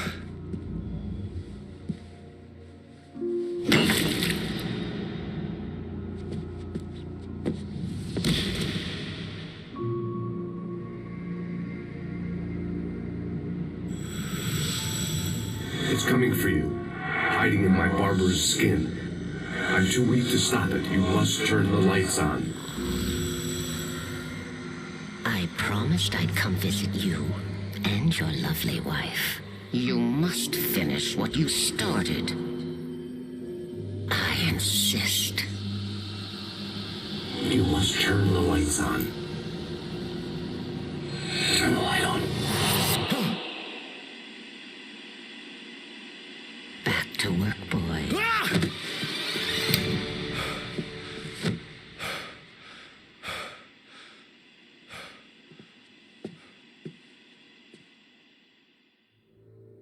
I felt nauseous, hungover.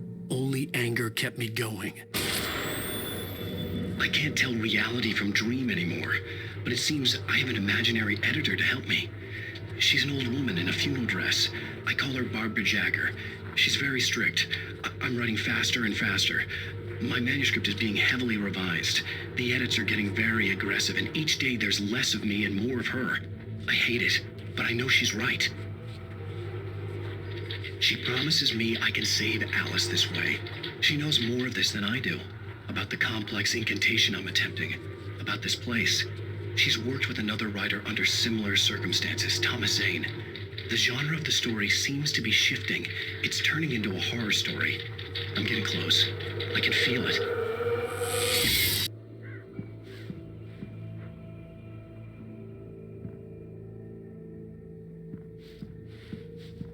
Rose took a day from me. I had less than 12 hours left to meet the kidnapper.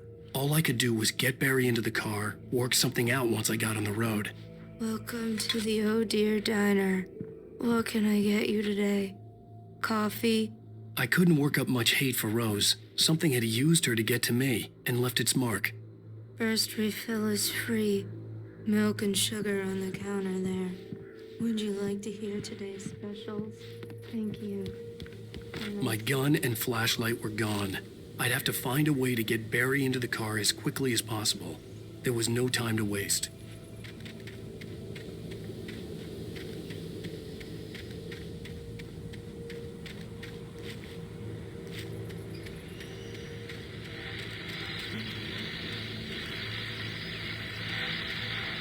I just stepped outside to catch a breath of fresh air. Let me tell you, the weather's getting heavy.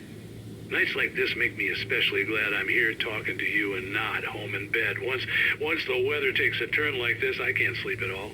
It's all tangled bed sheets and dark thoughts, punctuated by the occasional plunge into nightmare. Is it just me? Well, perhaps it is. But I hope I can make the night a little bit easier to get through. Calmer, you're on KBF FM. Hey, Pat, it's Walt Snyder. What's on your mind, Walt? Well, I am the way you are, but, well, I can't sleep either, you know? I just been staring out the window here, trying to make sense of it all, but, I ain't been drinking either, you know? I just... Well, you sound like a man with a problem, Walt. I had argument with Danny. You know, Danny, and, then I got in trouble with the law. You know, and, I'm just, well... I heard something like that, Walt. Yeah, well, you know, Danny's my best friend, and, they let me...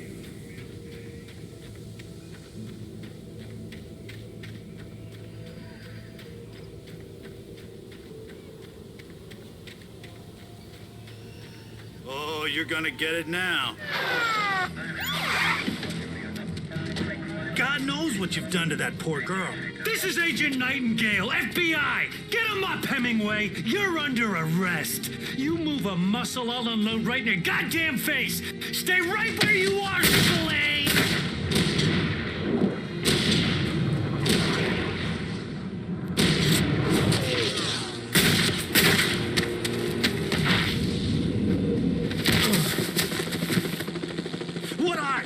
I'm standing right here, you goddamn maniac!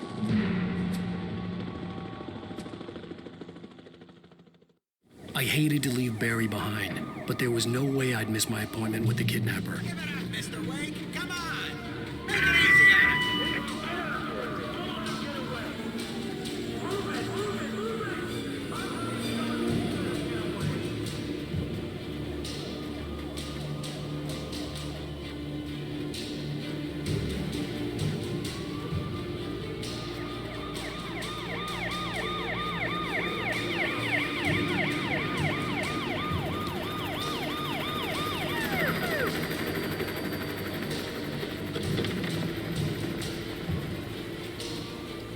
Stop running! Freeze! Okay, men. Keep your eyes peeled. He's gonna try to make it through here. This way! Oh, damn.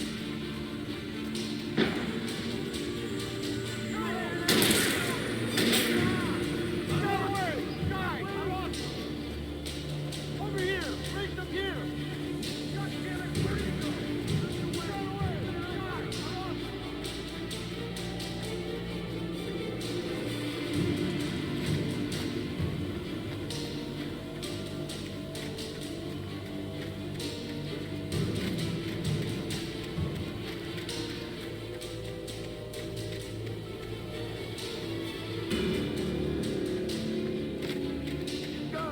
Come on, guys. We need to head him off.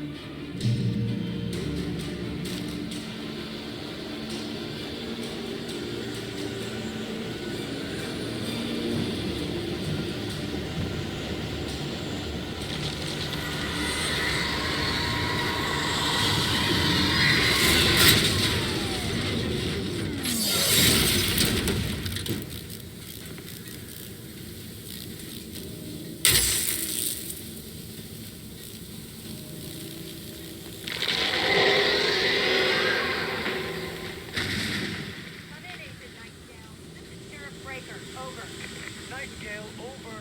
What on earth is going on? My deputies tell me he fired at Wade and he didn't have a gun.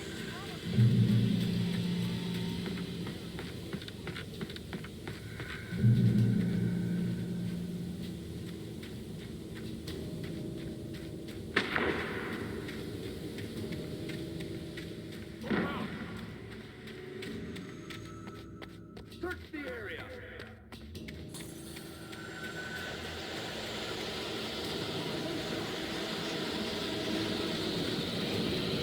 This way.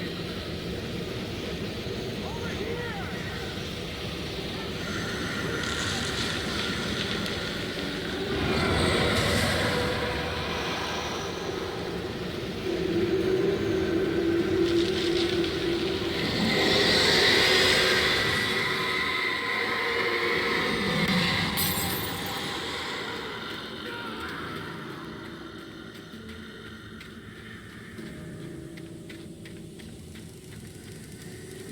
This horror was everywhere I went, circling me.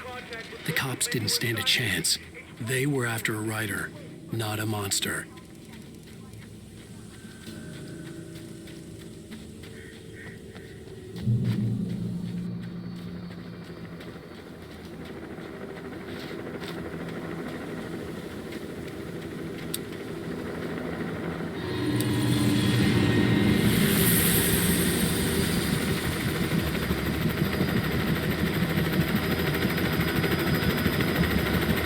You on the ground.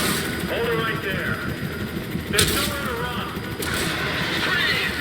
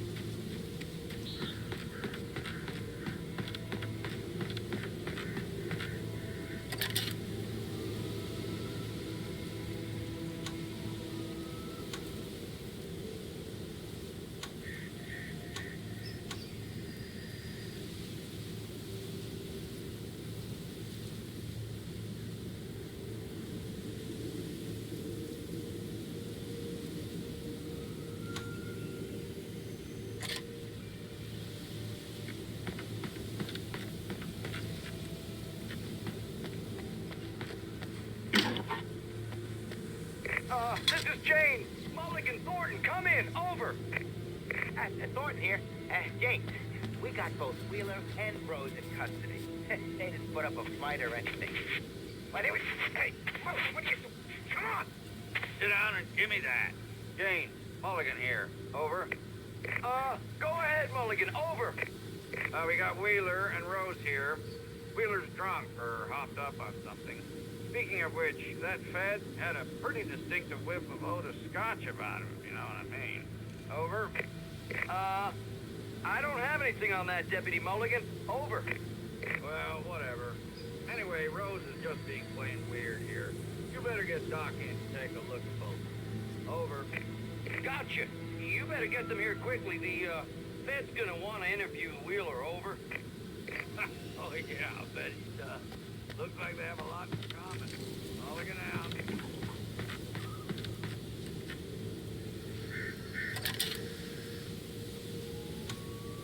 I could see the lights of the radio station in the distance.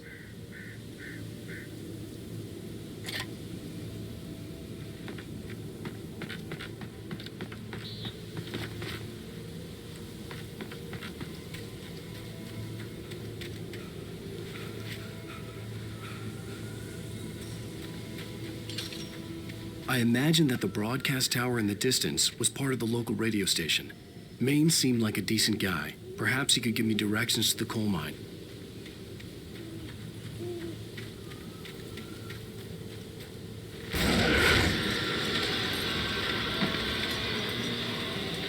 Unnatural shadows clung to the gate. The darkness that was after me was trying to stop me. I wouldn't get through without a light.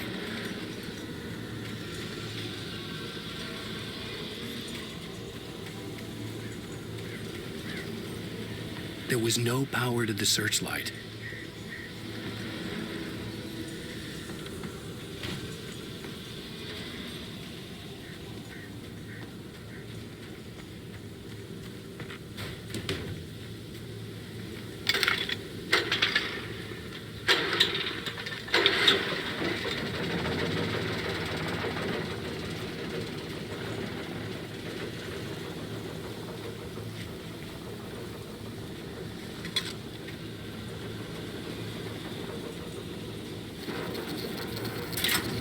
The old generator conked out.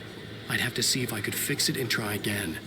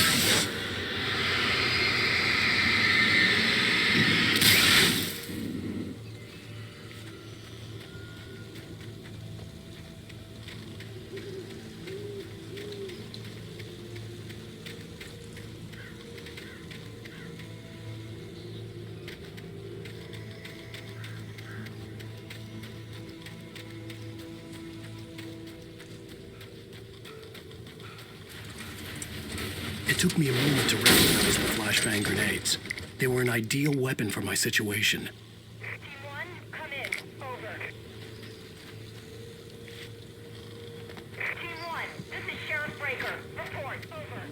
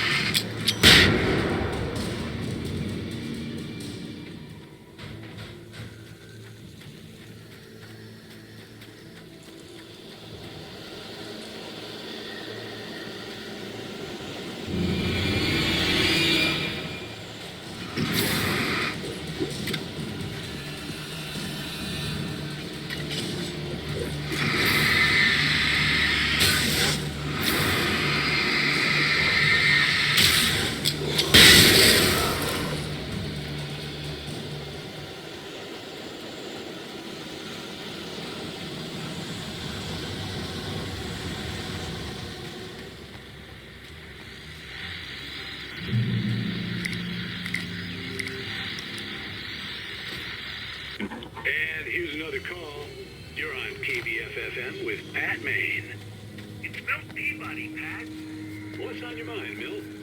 Well, I live near the trailer park, Pat, and there's a big ruckus going on over there. Well, that's just up the road from me, too. What's going on, do you know? I don't know, but there's a bunch of police cars there, lots of sirens, a helicopter buzzing around, and I think I heard some gunshots. Gunshots? Yes, sir, like from a pistol.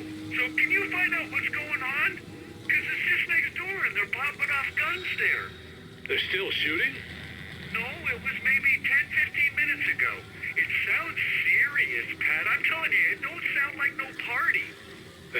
I'm certainly going to give the station a call, Milt. Okay. You'll hear it here as soon as I hear from them. Okay, thanks.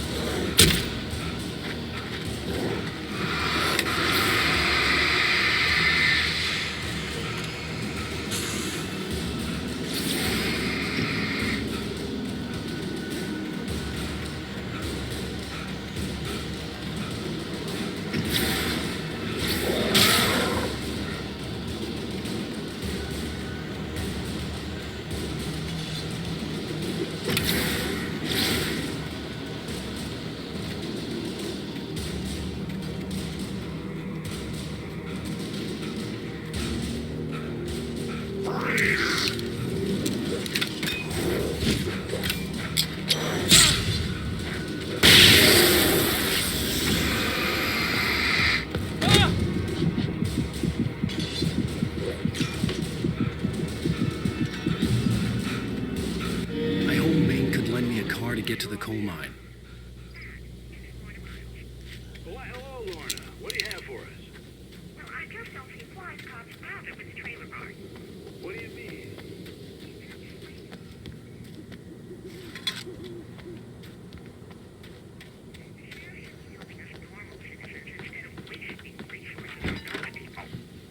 Well,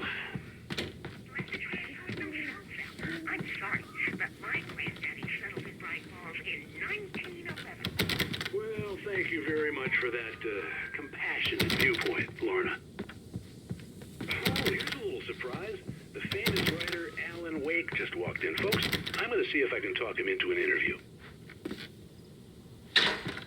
Come on in, Mr. Wake. Oh, I'm so glad you could find the time to do this, Mr. Wake. Nowhere to run now, Dan Brown. You back away from me. Don't hurt.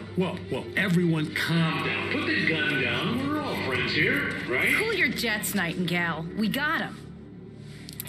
Judas Priest! What the hell's the matter with you? There's a civilian in there.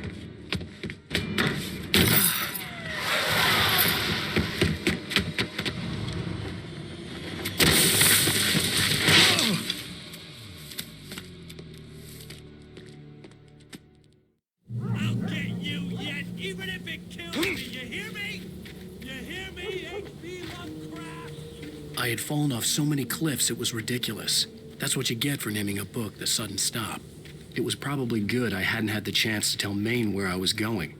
I'd have to lose the cops and find my own way to the mine.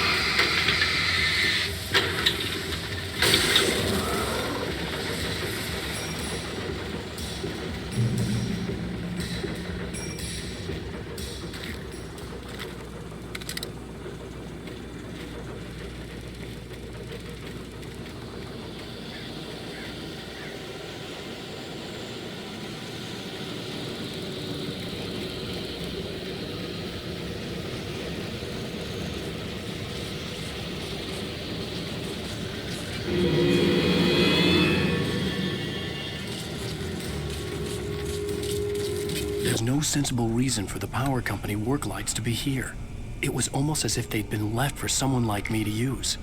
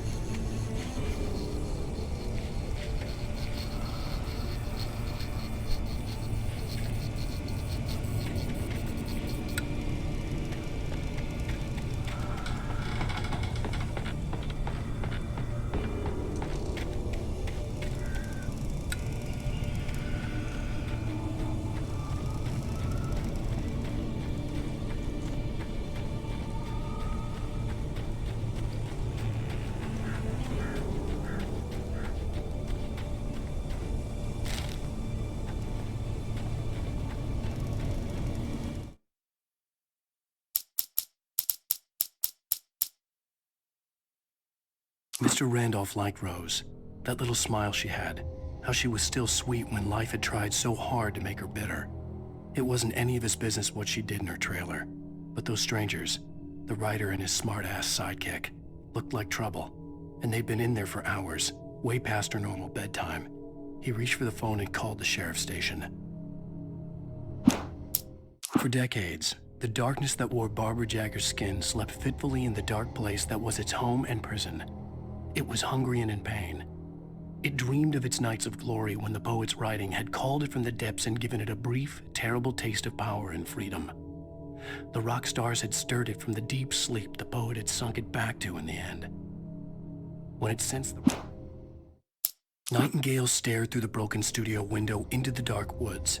He turned around, started to walk out, but Maine grabbed his arm. "Young man, you almost shot me. You don't shoot off rounds at people like that. What's the matter with you?" Nightingale shook his arm free, marched out. His cheeks burned with rage and humiliation.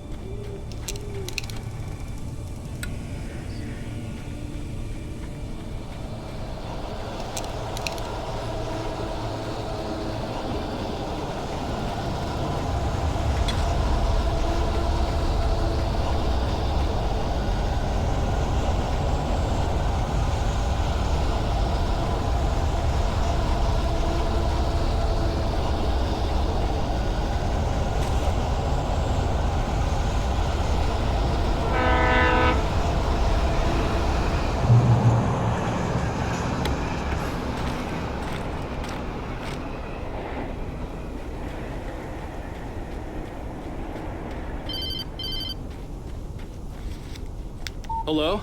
The most stubborn man I've ever met. Alice? Alice? Alan. I'm so afraid. He keeps me in the dark. Please help me. I look at you, Alan, and it's not you. It's something else. Looking out from behind your eyes.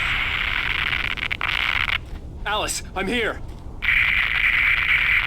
I'm so alone here. It's all gonna go to hell. You need to be careful. Cooperate. The connection had been terrible, but that wasn't the only thing that hadn't been right with the call. She sounded wrong somehow, but she had called me.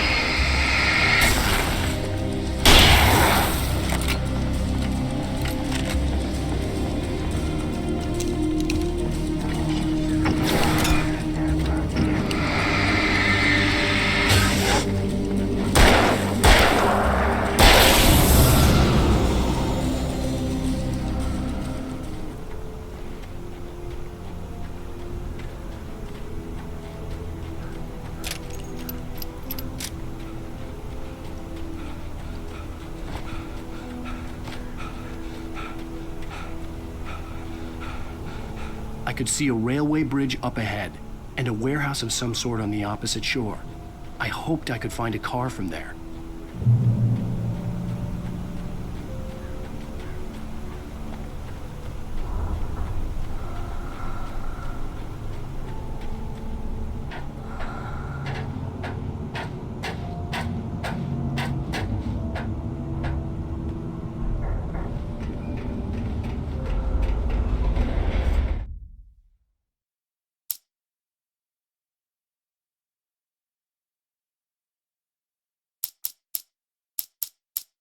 Sarah trusted her gut, and her gut said Agent Nightingale was an asshole.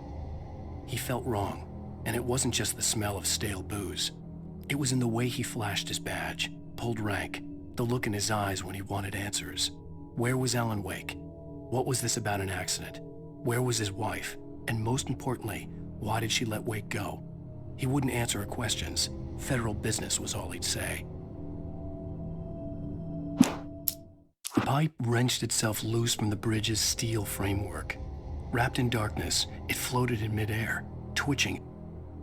For a moment, I didn't understand what I was looking at.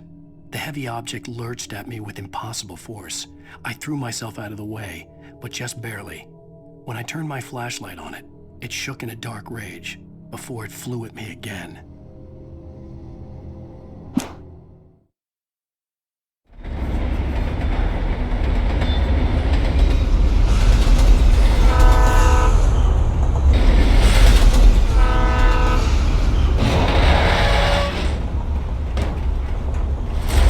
That was pursuing me was growing stronger, and it was taking over everything in its path.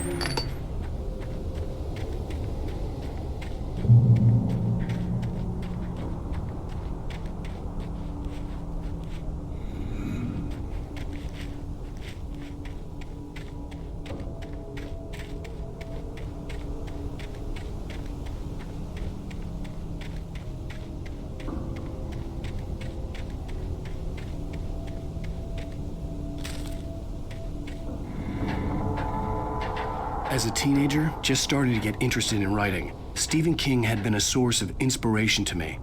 I thought about all the inanimate objects that had come to life in his books. No one is safe in a good horror story. Certainly not the protagonist.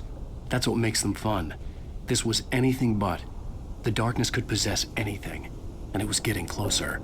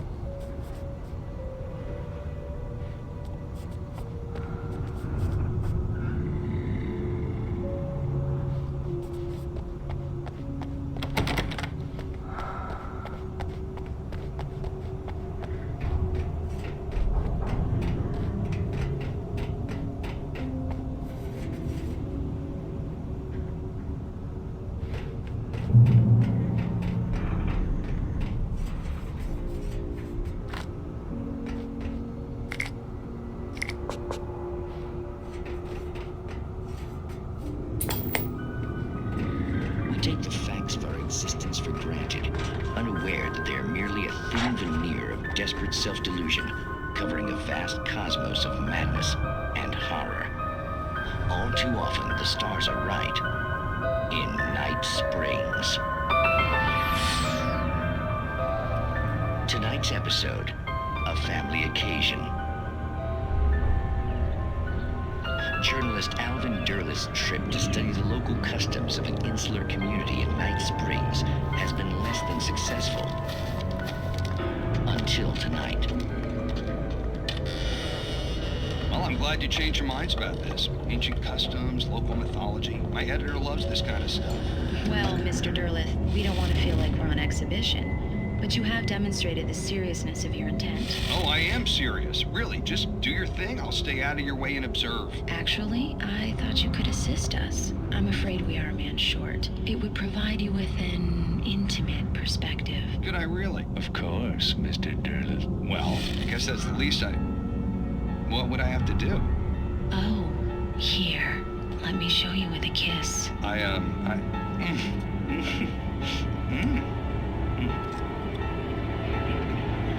What did you...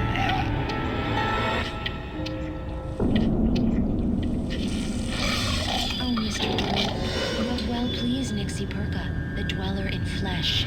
Your body shall host his 1,000 young, and all shall be glorious.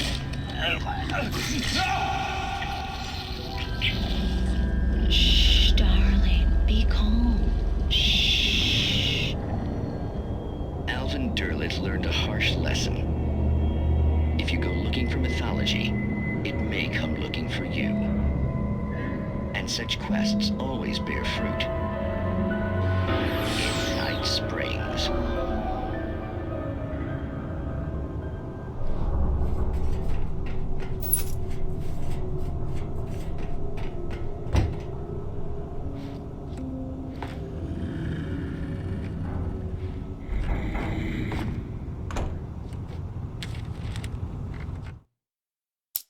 I slammed the door shut right in his smug face. He pleaded for me to open the door. True to form, the asshole actually thought I would obey. I had no sympathy left, no guilt either, not for him. I took a moment to savor the scream. I bet I had a smile on my face. It was all that I had time for. The dark presence was inside the lodge with me.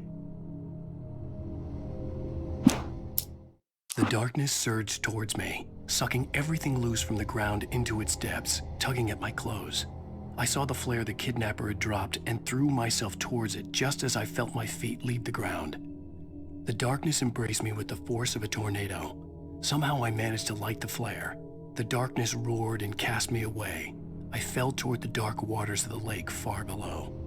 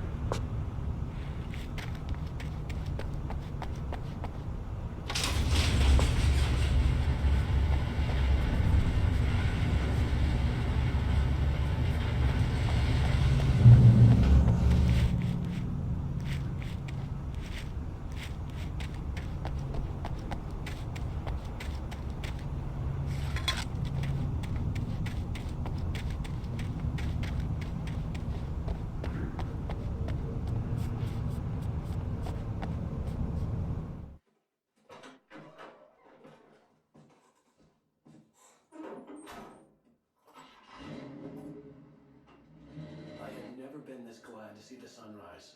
I had a couple of hours to get to the coal mine.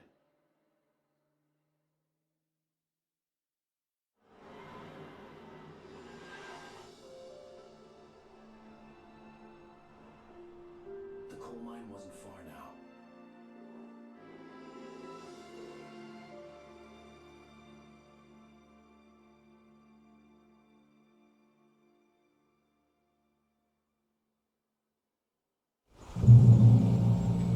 Today, I would meet the kidnapper, and he would give me Alice. I wouldn't give him any other choice.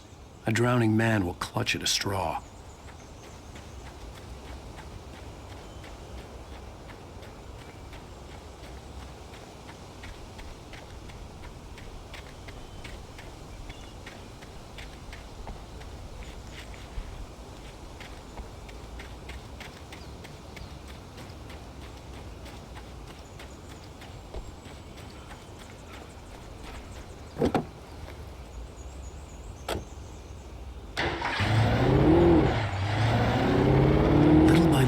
Without realizing it, I'd come to believe that the story in the manuscript was coming true. The current of its narrative had taken me deeper and deeper into dark waters. Alice had been taken from me. Barry was probably in jail. I was a fugitive from the FBI. The whole world taken over by the dark presence was trying to destroy me. It all felt real, but it matched a textbook case of insanity.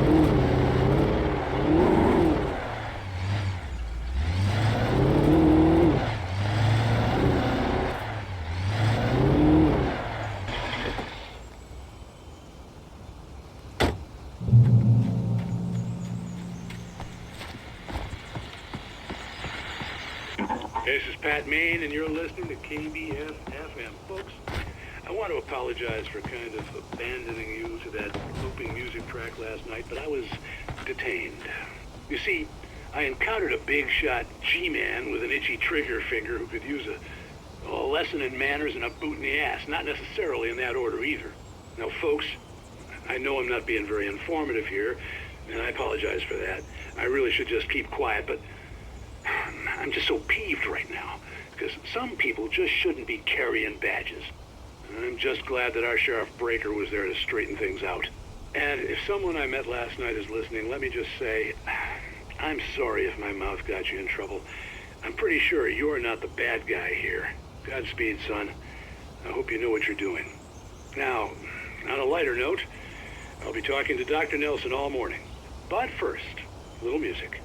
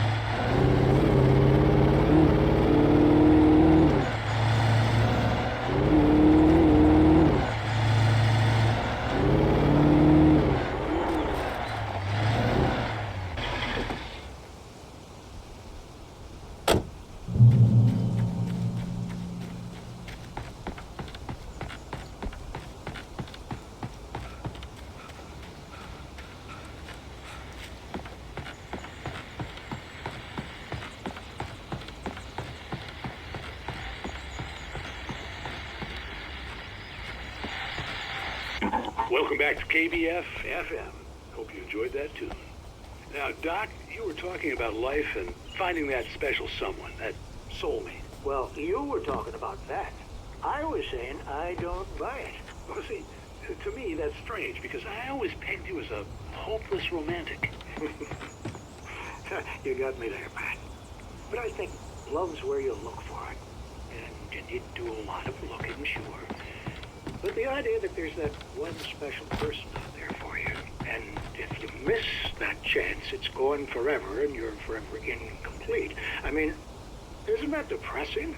Or, heck, childish even? There's plenty of fish in the sea. And apparently a fisherman has a fishing analogy for everything, but what you're saying, isn't that a little harsh? Well, no. What I am saying is that your potential for finding that connection isn't limited to what's essentially a chance encounter.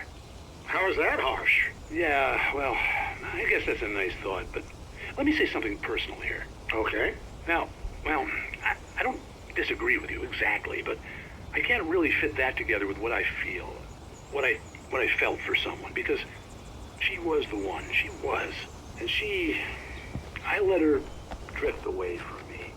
Maybe I didn't put in the work, I don't know, but, well, since then, and it was a long time ago, but since then, there hasn't been anyone, not like her.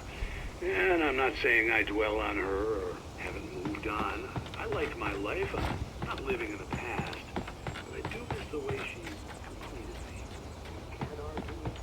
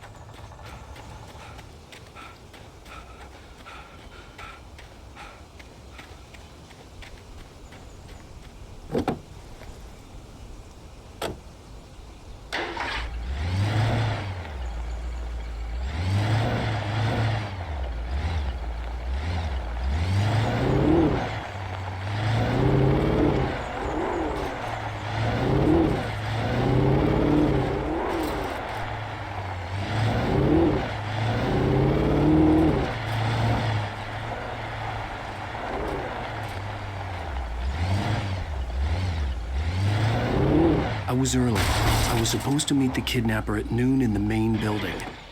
The coal mine was quiet. It was a museum now.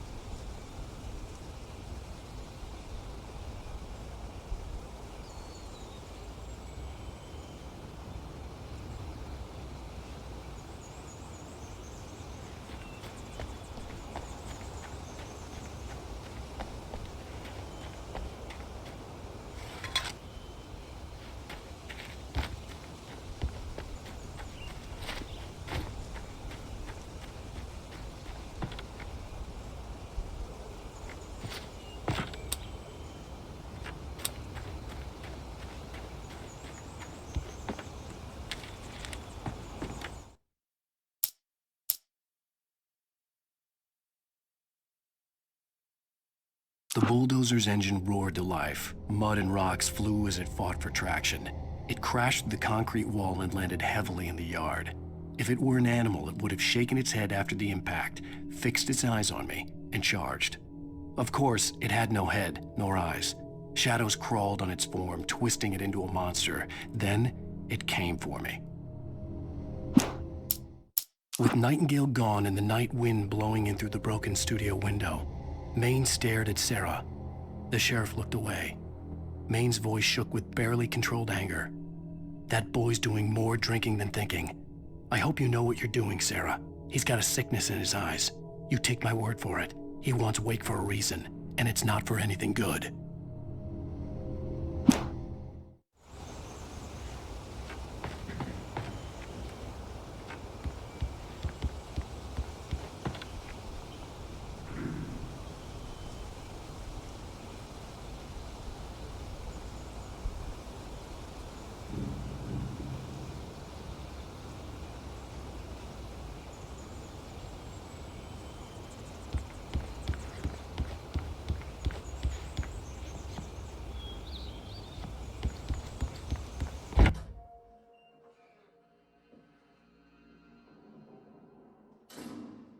I didn't want to go outside. The cops had to be looking for me. The noon sun turned the place into a sauna. The day dragged on. Different scenarios ran through my mind. Ways that Wake tortured the kidnapper to get Alice back. Or the different horrible things he could have done to her. I imagined her dead. I had no way of knowing she was still alive. It was killing me. I was running on blind hope. It was all a waste of time. The bastard never showed up.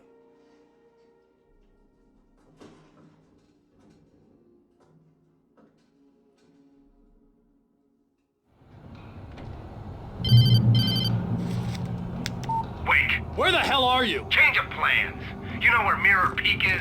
It's a big mountain north of where you are. You follow the path from the mine, you can't miss it. There's a lookout point there. I'll be waiting. I'm through being jerked around by you. You want to see your wife alive? Because if you do, you better watch what you say to me.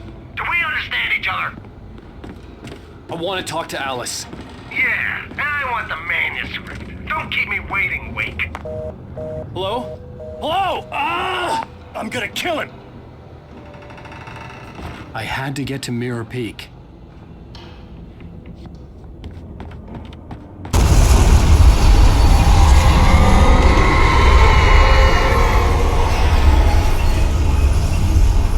It was close. Maybe closer than ever before.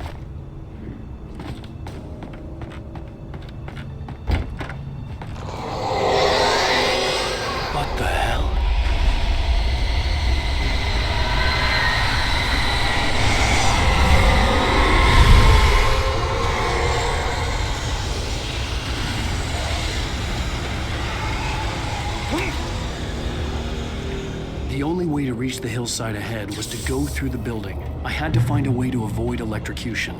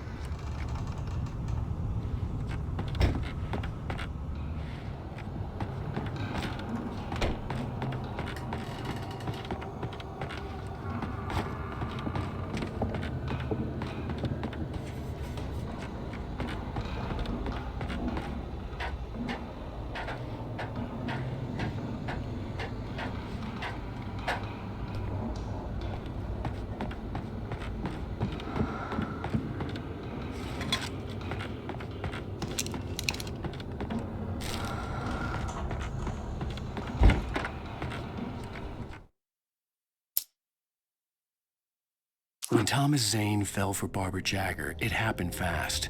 She was young, vibrant, and beautiful, full of life. He had never been a very happy man, and without any seeming effort, she had changed all that. Zane felt good for the first time in his life. Everything she did was another piece of a jigsaw puzzle he hadn't even known he'd been missing.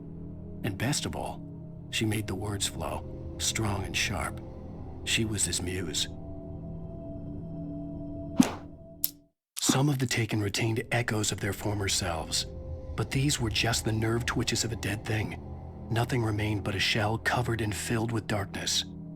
In most cases, these puppets were enough for the purposes of the dark presence. But for anything more elaborate, as with the writer, it was different. It needed his mind. And so rather than taking him over completely, it merely touched him.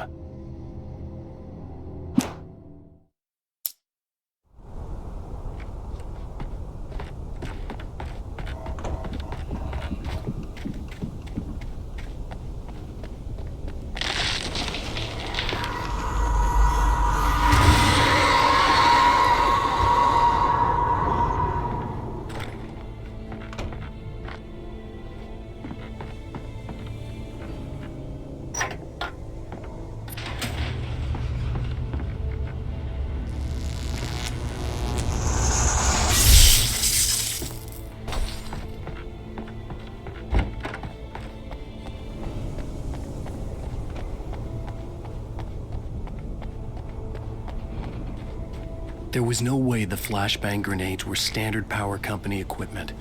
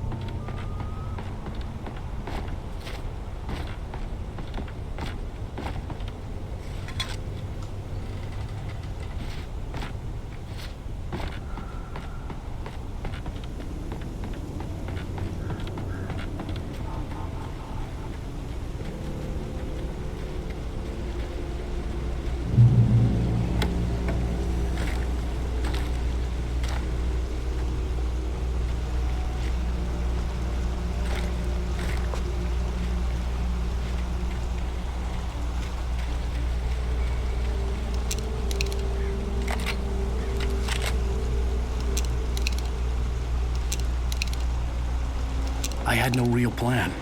I was going to give the kidnapper all the manuscript pages I had for Alice. If that wasn't enough, I'd hold him at gunpoint and make him talk.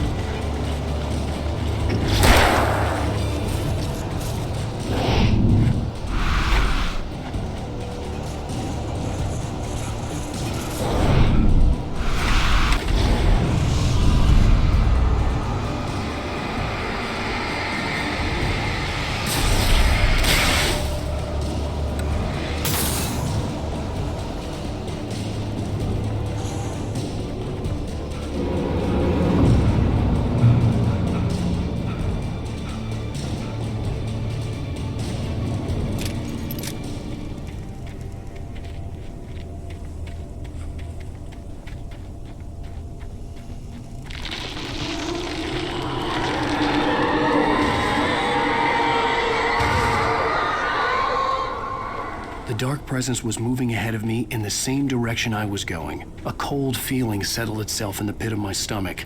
Was it going for Alice?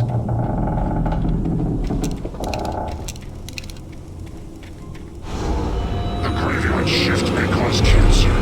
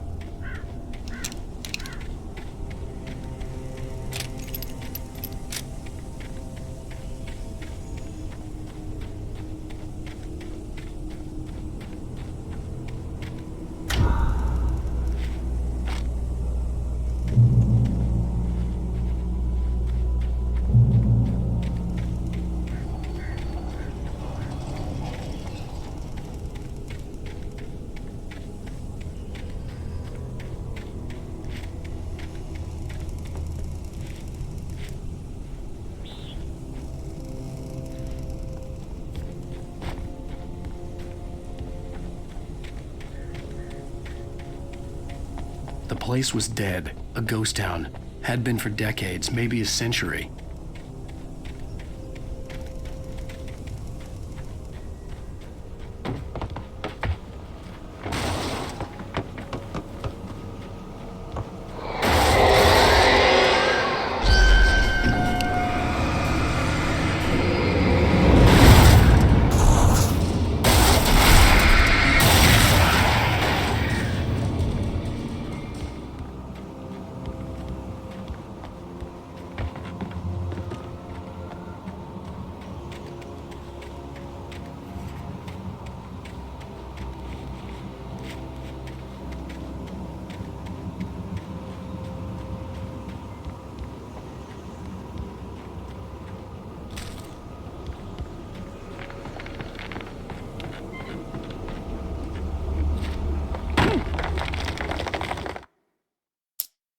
I stared through the bars of the jail cell.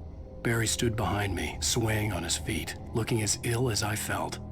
Agent Nightingale stood on the other side of the bars with Sheriff Breaker. Nightingale had a stack of manuscript pages in his hand. He seemed unhinged as he gloated. "Well, I've got you now, Raymond Chandler. It's all here. All the evidence, including conspiracy to murder a federal agent." Things were never as simple in real life as in fiction. I had lost count of the times I had wished there'd be a clear reason for my writer's block. Something to fight, something to lash out on. There wasn't. I was filled with doubt. I was nothing like the hero in my books. Alex Casey had gone through his life with single-minded determination, never wavering from his goal. Even now, I was angry at myself, angry at Alice, angry at Barry. I was fumbling and I had no plan.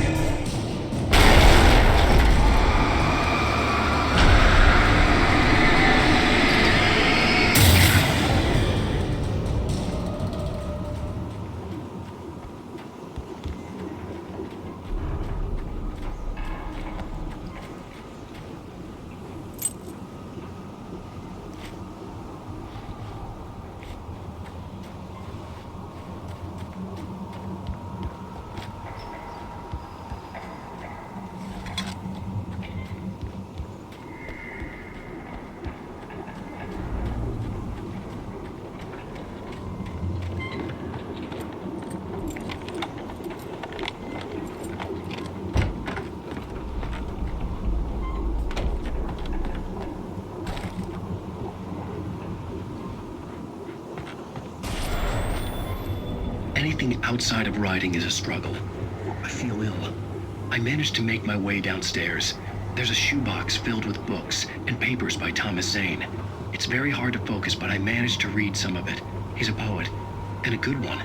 He writes of muses and creators summoning fabulous things from a magic lake, using his powers to shape the world of a realm of gods and dreams and demons, dark things that wait for a chance to slip through, wearing the flesh of men as disguise. Zane writes about himself, his girlfriend being taken over by a dark presence, about growing scared of the lake. Zane believes it's a mirror to the gaping void of darkness above, where some Lovecraftian presence lurks. I crawl back upstairs. I'll borrow these things for my story. They ring true. They fit.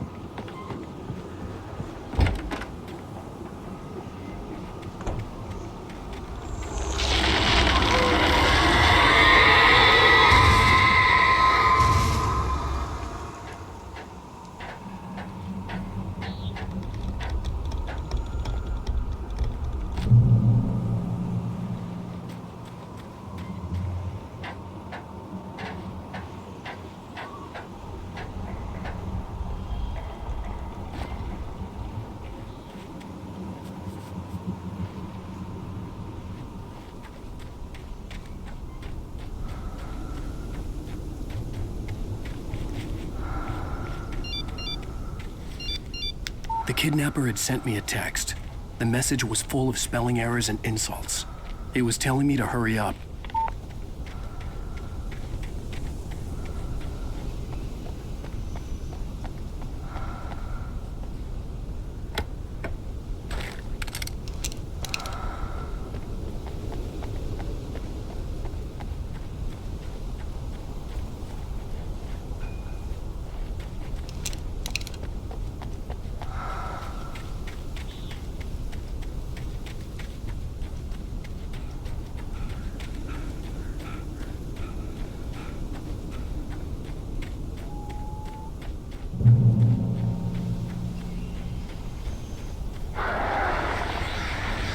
Birds.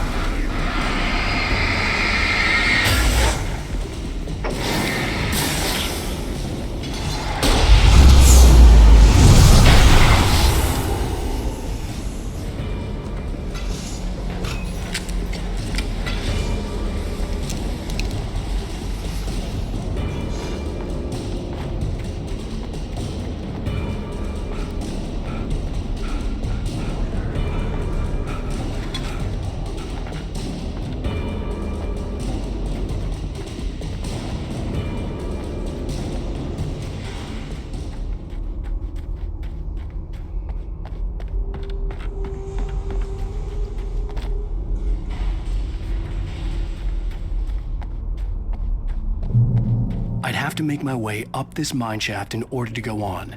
Maybe the machinery could help me with that.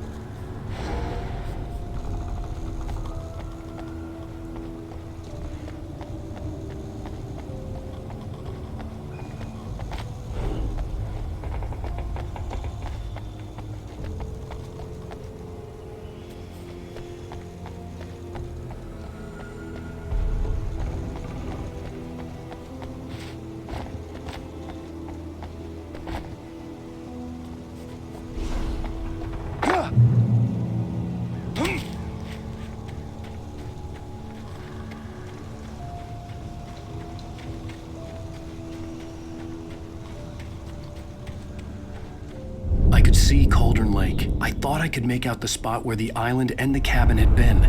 There was a light near it. It had to be a boat.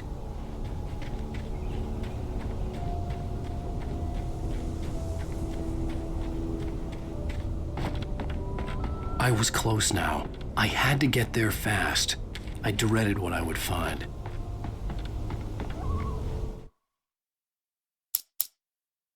Even behind the closed doors and curtains of his grimy room at the Majestic, the local motel, Nightingale could feel the locals' eyes on him, the unrelenting pressure of their judgment. He forced it out of his mind. For all he knew, they could all be under Wake's spell already. You do what you have to do to get the job done. He took comfort from the bottle in his hand. Please, he thought, just let me get through this. Maud had checked all of Stucky's rental cabins. There had been no sign of the Wakes. It was dark when he'd found their car parked at the end of the road by Cauldron Lake. It made no sense. They must have taken a wrong turn, but there was no sign of them, and the car had been there for hours already. Frustrated, Mott stood on the rotten ruin of the footbridge that had once led to Diver's Isle before it sank beneath the waves years ago. The boss wouldn't be happy. I tried to hold on to Alice, but her form melted away. I was losing control. Dr. Hartman stood in her place. I wanted to hit him, but my arms were jelly. He smiled. It was a reassuring smile, and I hated him for it. I had to give you a sedative. Don't fight it. You went through another rough period. Right now, it's very important that you stay calm. We don't want you to have another episode. You're a patient at my clinic. Have been for a while now. For Mott, spying on the writer on the ferry had been a disappointment. His boss had made Wake out to be something special, but Mott hadn't been impressed. He'd gotten a good long look at the wife, though, and he liked what he saw. Mott had fantasized about goading Wake into a fight, but it hadn't happened. Still, he'd get his chance to see if the writer had anything in him. He'd been promised as much.